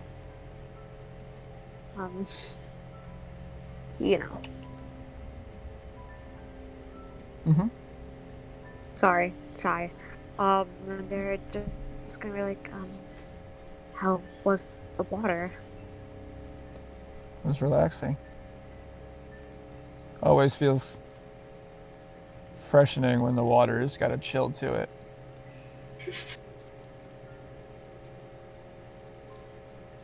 I'll give it a shot.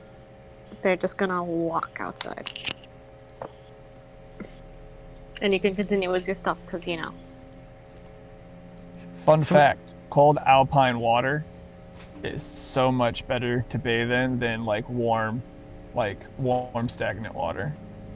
Because water's only going to get warm if it sits still, and flowing water is always going to be colder. Yeah, but it's winter, it's gonna be hell cold. But you know what? Edelweiss is taking their It chances is. because they want to bathe. It's it's like the sun's going down, it's getting colder. It's about 30 degrees out right now. It's pretty cold. They're fucking taking their chances, or at least gonna check that out.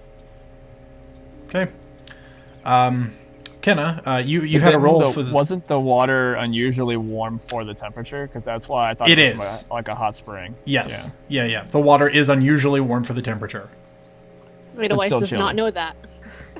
Yeah. So you're Yeah. kind Alright, of sorry. lying, but It's like it's like a tepid 80 degrees.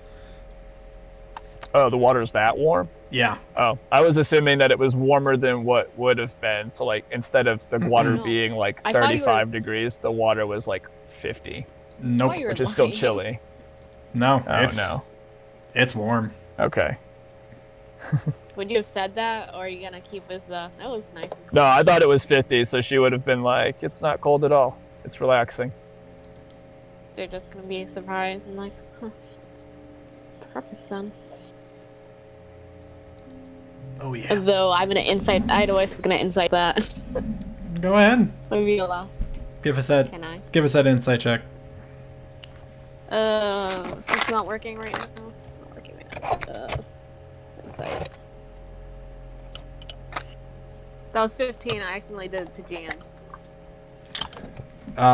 Well, 15 is adequate. Kenna doesn't seem like a deceitful person. The statement seems pretty matter of fact, which is unusual. Yeah. Still a bit of doubt, but just gonna go out there. Mm-hmm. Oh, and once they're out, just to say this, once they're out of sight, they're gonna go cast Disguise Self. Well, Okay. Probably when they hit the riverside. Okay. We'll check in on that real quick in a second.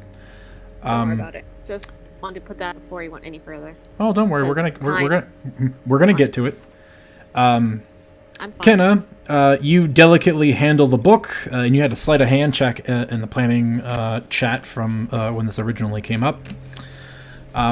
You find that this book is, like others, in a condition where it is pretty bad off. It has chunks of pages that are stuck together from moisture, several of which have this dark black mold growing in it.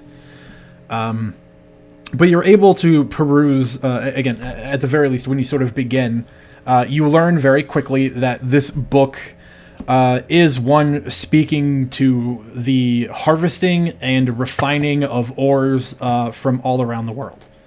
And it seems to be quite in depth in regards to the handling and processing of said ores.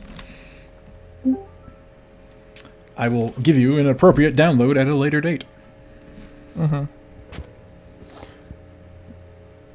Harvesting and refining of ores from all around the world, including the handling and processing. Yep. Okay. Yeah. Yeah. Like I said, you basically the foreword sort of gives you a decent idea of what it's about. Mm-hmm. Yep, because that's what I would read initially. Yeah. But yeah, like as you said, she will then. I mean, until the long rest happens, she'll do nothing but continue to just slowly read and take in information. Okay. And if she knew that Mordehine was trying to figure out how to process and handle ore, she'd let him know, but she didn't know that that's what he was trying to think of. It's funny how that works. Mm-hmm. Otherwise, that's it for her until the next day. Yep. Edelweiss, you go and head towards the river. When you get there... go ahead. No. Go ahead. When you get there, as you approach, and again, it is only in these waning twilight hours that it becomes quite obvious, especially with your dark vision, that there is a slight mist, a steam sort of rising off of this river. Yeah, I have like a smile when they notice that. It lends a bit to the credence of Kenna's odd statement. So you're going to cast Disguise Self. What does this Disguise Self look like? I guess they do it before they take it off. They take off their clothes. Just specifically to hide something that's under skin. Mm-hmm. A mark on their skin, but you wouldn't know that. So and they just do it. Is the disguise just like illusory clothes, and then you're just gonna bathe, in the illusion? It's just over. I guess they have to take off disguise. It's just to cover something on their skin up. That's it. Well, because that simple little touch. Well, so yeah, because disguise self, you could be completely naked and then disguise self and have all of your clothes and etc. And then it wouldn't affect you like bathing. Or you could do a more subtle alteration of a disguise self spell, which is use it to cover up particular parts of your body. You could make yourself look like a Barbie doll and be like everything could lose all of its definition and everything could be completely smooth and weird. Because it's up to you. One little subtle one. Okay. Wink. When you reach the river and you tentatively test it, you were surprised at how warm it is. And they're gonna look upriver and just mutter to themselves like, well, I was prepared to bathe in cold water, but this won't work. They just, I guess, put their clothes aside. Almost do on a cleaner. They don't need a change of clothes to do anything else with that, because it's still cold outside. So it's still kind of oof, but yeah. Just gonna chill and take a bath and probably consider traveling higher up, but not do that at the moment. Sure. Okay. How about the rest of you three? Any pointed business you'd like to attend to before the end of the night? As darkness settles in?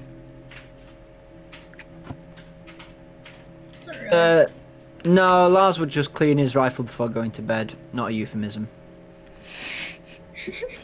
I wasn't gonna giggle at all until you actually just had to say that. Why don't you bring me and clean your rifle? Gwen would once again propose a watch schedule. I'm sorry, Gwen. What was that? Once again, Gwen would just propose a watch rotation. Okay. Well then, what does the watch rotation look like? I would like to take this out of character.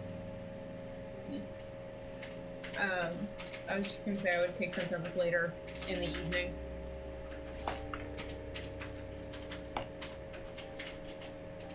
All right. Well, typically, to allow for everyone to sleep and get 8 hours of rest. A watch shift is usually broken up into 4 segments where people can spend 2 hours of their light activity doing watch.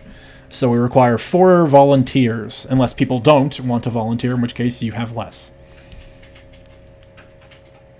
Otherwise, would volunteer. Okay, so we've got Gwen and Edelweiss. We need 2 more volunteers, or none at all. All right. I mean, Kenna would volunteer to be awake, but she's gonna keep reading the book through watch. That's fine. At least with me.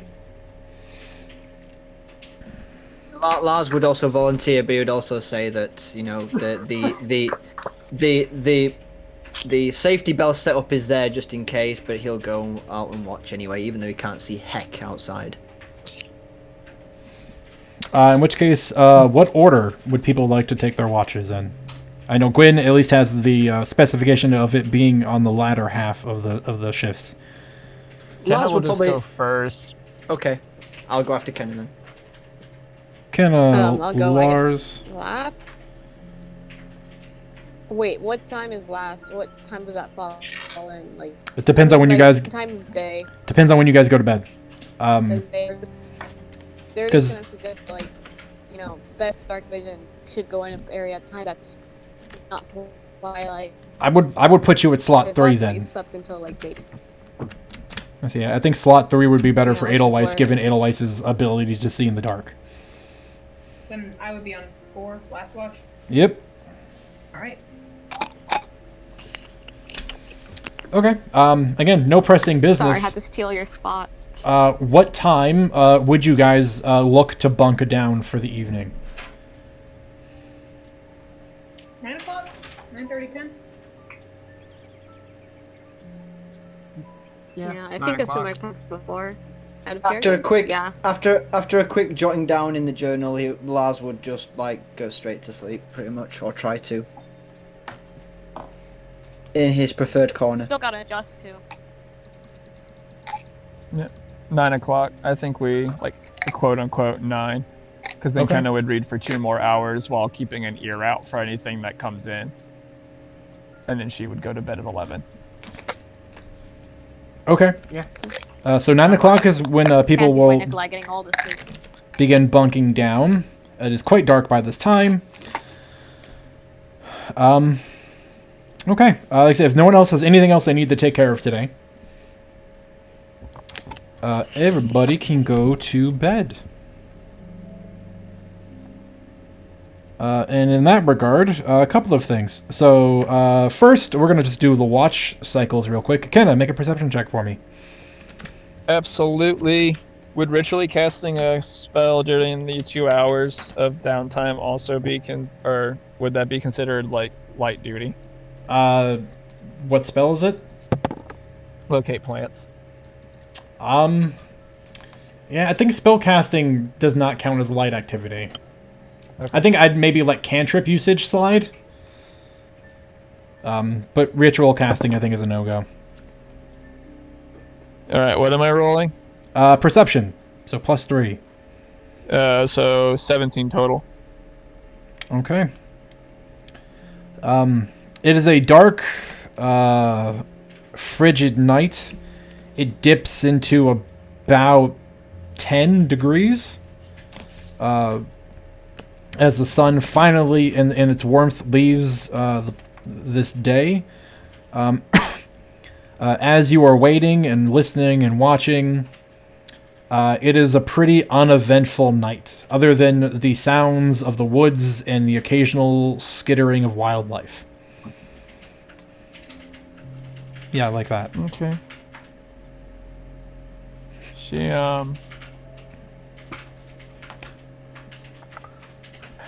she'd be reading and keeping an ear out, and she'll like walk around a little bit, putting the book down, and when she walks, she'll put the book down, and then kind of like walk to where that roof caved in, and she'll look up to see if there's any smoke remaining from the fire that they lit in the tree, which should be burning still.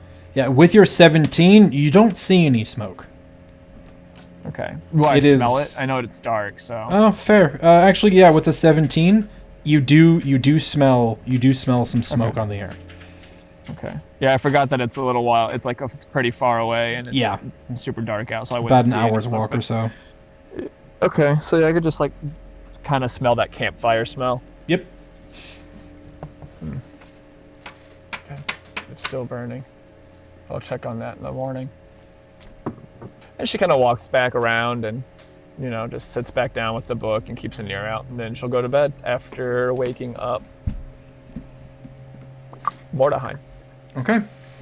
Moldahine.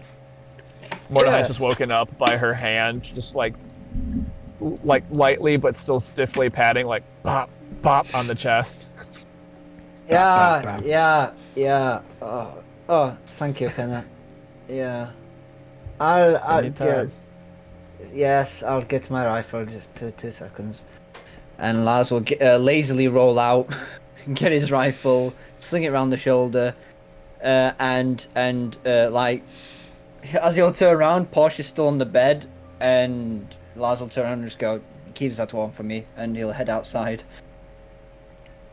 And yeah, take his watch. Very good. Perception check, sir. Perception.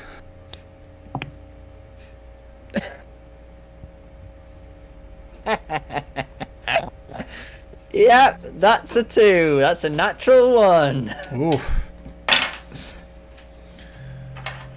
All right. Moldahine, your watch would have been uneventful, except the weather took a turn for the worse. Winds began to pick up, and it began to snow heavily. If it wasn't already difficult for you to see, it is greatly obscuring your vision, even with torchlight. You see and hear basically nothing from your watchful spot on the battlements. That being said, nothing that would cause or bring alarm to you happens. The only thing I would say is that I would be closer to the trap to sort of hear it go off. Yeah. Just as like if I can't see anything, I'll use that as a. If that rings, I'll sprint and I'll wake everyone up. Yeah. So I mean, just wait there. Yeah, you sort of have to train yourself at first because you heard it once and you're like, wait, but then you realize the winds are just so harsh. It's occasionally just moving it. Yeah. So I'm on high alert. Yeah, I keep going down and checking it every now and again. Yeah, there's just like a gentle, Yeah. Yeah.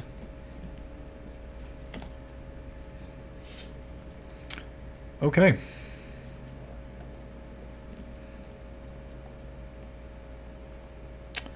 Modahain will trade out next for Edelweiss. Yeah, Edelweiss will come and sort of like with the butt of the rifle just gently tap her shoulder and be like, "It's your turn. Wrap up warm. It's kind of getting crazy out there." And he'll pack up his rifle and go sit in the corner. Take a blanket. Get cozy. Okay. Have Blanky will be safe. Well, you know the drill. Give me a perception Roll check. and it's gonna suck because that's my perception. It's actually Yes, half decent. but at least 15. you can see. Yeah, 15. 15. That's Half not bad. Yeah, the struggle is, it's dark. Your vision can pierce this darkness, but everything is just obscured in gray and white. It looks like you've had a blizzard set in, and one that was quite sudden. The temperature continues to drop, getting uncomfortably cold. Oh wow, it's even getting uncomfortably cold. Oh yeah. Or is it just... Even for those of you acclimated to this kind of weather, it's getting kind of uncomfortable.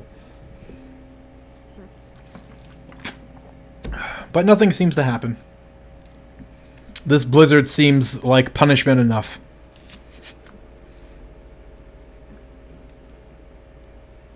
they play a little because it's like keep fingers one. No one's gonna hear me with this blizzard. Quick, wake up!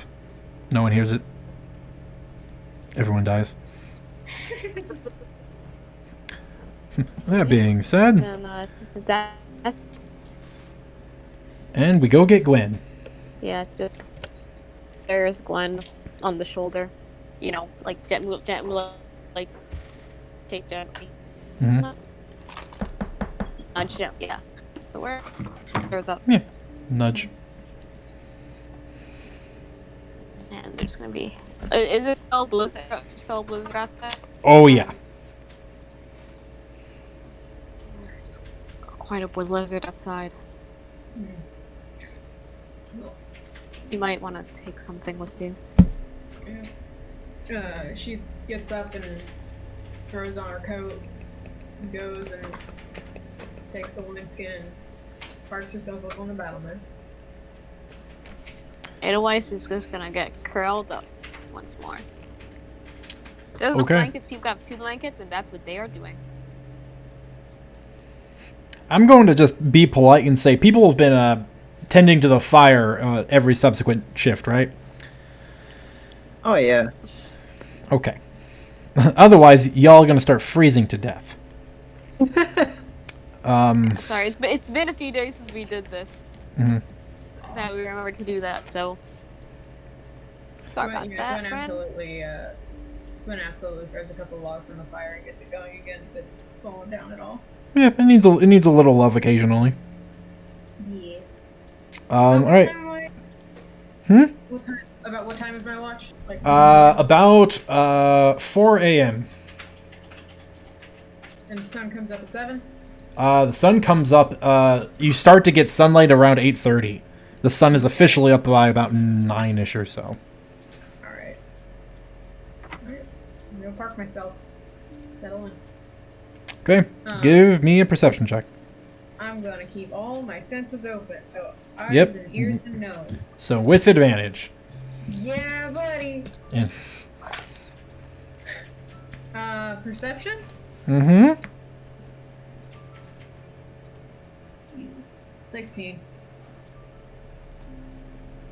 Okay. 16. Gwen, your watch, as abused as it is by this blizzard, sight, smell, hearing, all more or less overwhelmed by it.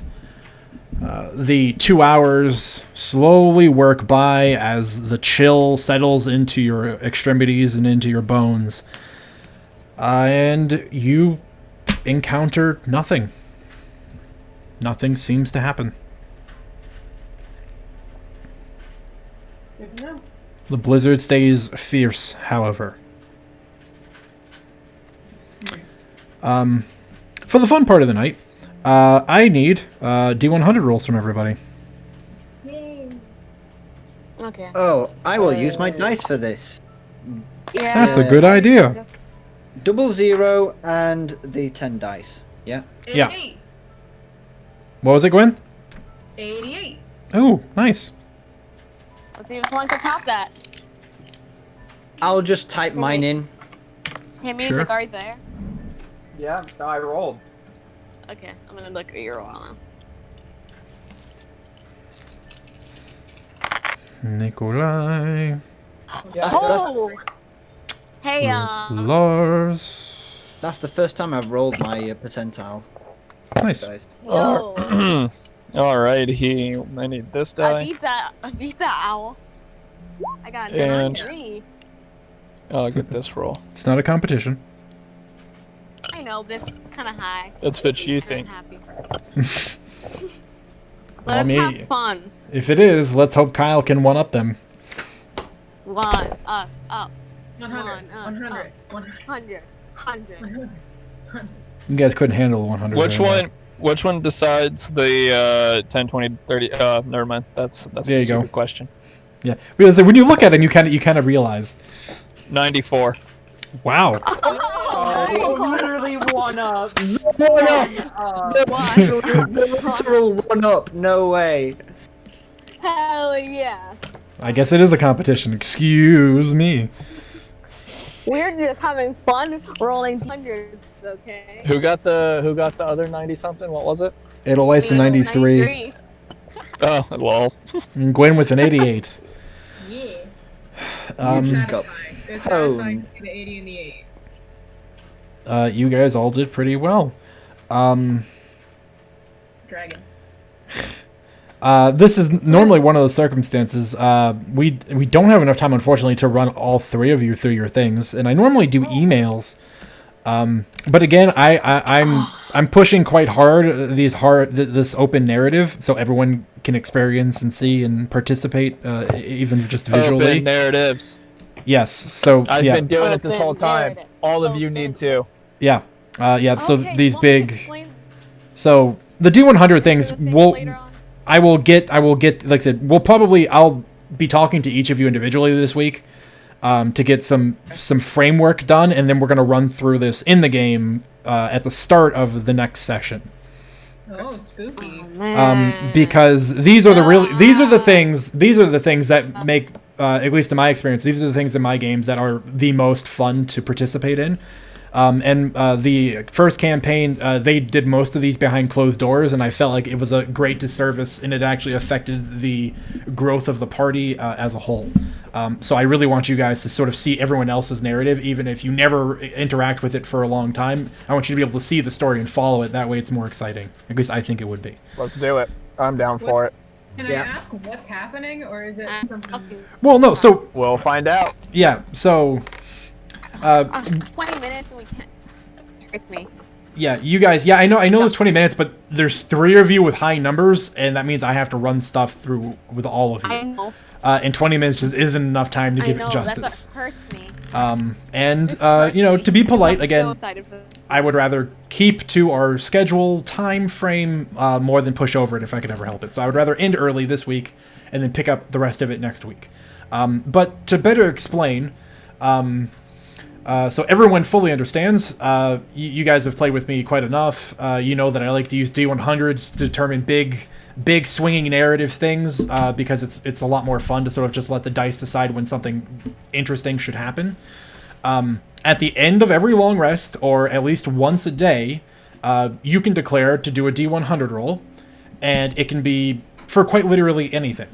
For Nikolai, he has his precognition that allows him to glimpse into the future. So if he wants to foretell the future without it being an augury spell, he can roll a D100, and if he rolls well enough, he'll get a glimpse with more detail. Versus if he rolls low, he's going to get very little or very vague or perhaps even wrong information. For those that worship gods or pray to powerful beings, that's another thing. If you want to have a conversation with your deity, especially if it's one of the title bearers, because again, they're very active gods, this time of night is when people go to sleep, people's bodies and souls are more open to being pulled into the more ephemeral planes of existence where the gods live. And it allows you to have literal interactions with them while you sleep. And so that's what these things usually mean.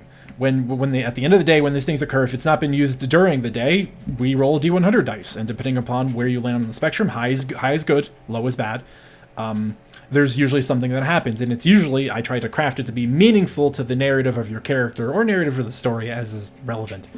And high enough interactions, with interesting enough interactions, I will reward with maybe increasing a special ability I've already given to you, or introducing a new special ability, or helping you fix a problem that you have, or finding a solution to a question, something like that. These are opportunities that for you have personal problems, for you to get answers to. Just so we're clear. That's. And you So- call for them, you said you call for them, or we can just do them? You can call for them at any point in the day, but you basically get one per day. And if you don't use it during the day, Oh yeah. it's automatically rolled at the end of during a long rest, the next long rest, whenever that happens. Because So- the point is, during the long I rest, freaking used it yesterday. it has more direct interaction with beings of power and title bearers, because when you're asleep, your soul is susceptible to being pulled into the planes where they exist, where they physically exist. Versus during the day, if you're in trouble and you want to throw that Hail Mary pass, you can ask the roll D100 dice for your deity or your god to come help you and intervene.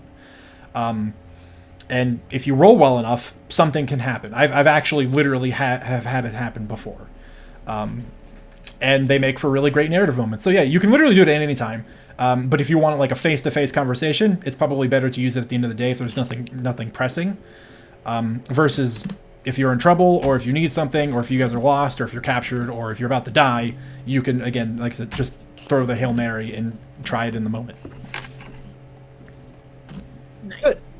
Yeah. God. So that would have been This good is if I like funny. if I was doing like my research. That would have been a good thing to like. Hey, I'll use that D100 roll to see if I can try and further my research, basically. You could have, yeah. And about to say, yeah. And for people who are somewhere in the middle where you don't have precognition like Nikolai, or you're not an active worshipper of a god or a being of power, and you're somewhere in the middle, they can literally just be points of inspiration, or, you know, like having an aha moment where you just realize something or connect a bunch of dots. You know, you can Sherlock something if you need to.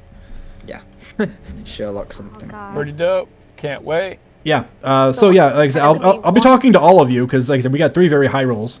So you guys are all gonna have something going down. So this is what I always tell people: when you go to sleep, or when you make this roll, typically when you ask them to make the roll, you already know what you want it to be for. But when you go to sleep, think of whatever your character is, whatever is in your character's mind prior to them finally going to sleep, and that's generally what it's based towards. So like I said, we'll talk about Send it. you that? Like I said, we'll talk about it over the course of the next week. And we will, like I said, hit me up. we'll build some frameworks, and then we'll go through the narratives in the beginning of the next session. I'm so excited for next week then. Holy. Yeah, like I said, these are the things I live for. This is the reason why I started doing the D100s, because they make for really cool things that can happen out of nowhere. And this, I feel like, is exactly what we needed, because Got it. you guys are sort of in that awkward lull right now where it's just like, you guys are stuck here for a period of time until Krista can do stuff. And it's like, well, what do you I was pretty close to just going, let's have a week time skip where you guys just do some was wondering downtime that might activities. happen. Yeah, I was getting there. Where you guys have some downtime activities, and then Krista can come back with interesting things, and you can then we can push forward the narratives. But I feel like this is maybe a good opportunity to have something happen. Yeah, I was going to suggest that we were actually going to like if there was like an underground area, we were going to explore it because obviously it seems like Nikolai was suggesting such a thing. That's I absolutely don't have another map ready for that. Oh no, we're getting underground. I have a plan. I've just been wanting to do a few other things first. plan. I have a plan. Wild shape into a dire badger and start digging. Or dire badger. They exist. Well, Remember, very fittingly I will- getting behind the numbers right there. All I gotta say is for Dyer to, I don't know if he's thought about this, he's been waiting for me to try and do it. But I'm about to dig out that fucking tunnel. Whoa. I've been waiting for someone to try something. Secret Yeah. tunnel? Oh yeah. Secret What do you think all these trail tools are for? Oh, I know. I've just been waiting. I'm like, we also have somebody that has psychic powers in the party that he can lift up rocks with his mind. Hey, Oh, yeah. I've been waiting. First, you know, we need to get to know each other first before we start digging tunnels. You know. We No, haven't no, been doing that No, either. no, you find each other in the secret tunnel. That's how this Tunnels works. are for bonding. All right. Well, besides the rest of you, I mean, Kenna already knows as much about Gwen as she can visibly see. But So Not even a joke. They're acquainted. It's actually just all. Yeah, that's just as real as it gets. like Yeah. she knows her. It was all laid to bear. Tunnel digging I'm not time. even. But she's a wolf. Please. Oh, I hate it. I knew someone was gonna say it. All right. Well, Don't hurt. that's where we are for this week. You guys know what to expect for next week. Again, a bunch of big narrative things. And so that's when we'll reconvene, where hopefully something interesting, and I'm sure something will happen. Until next week, thanks for those of you that joined us and watched us. I know we had like a couple of consistent people. Thank you. We love you. Hey. We'll Thank you. hopefully see you next week, and make good choices. Bye.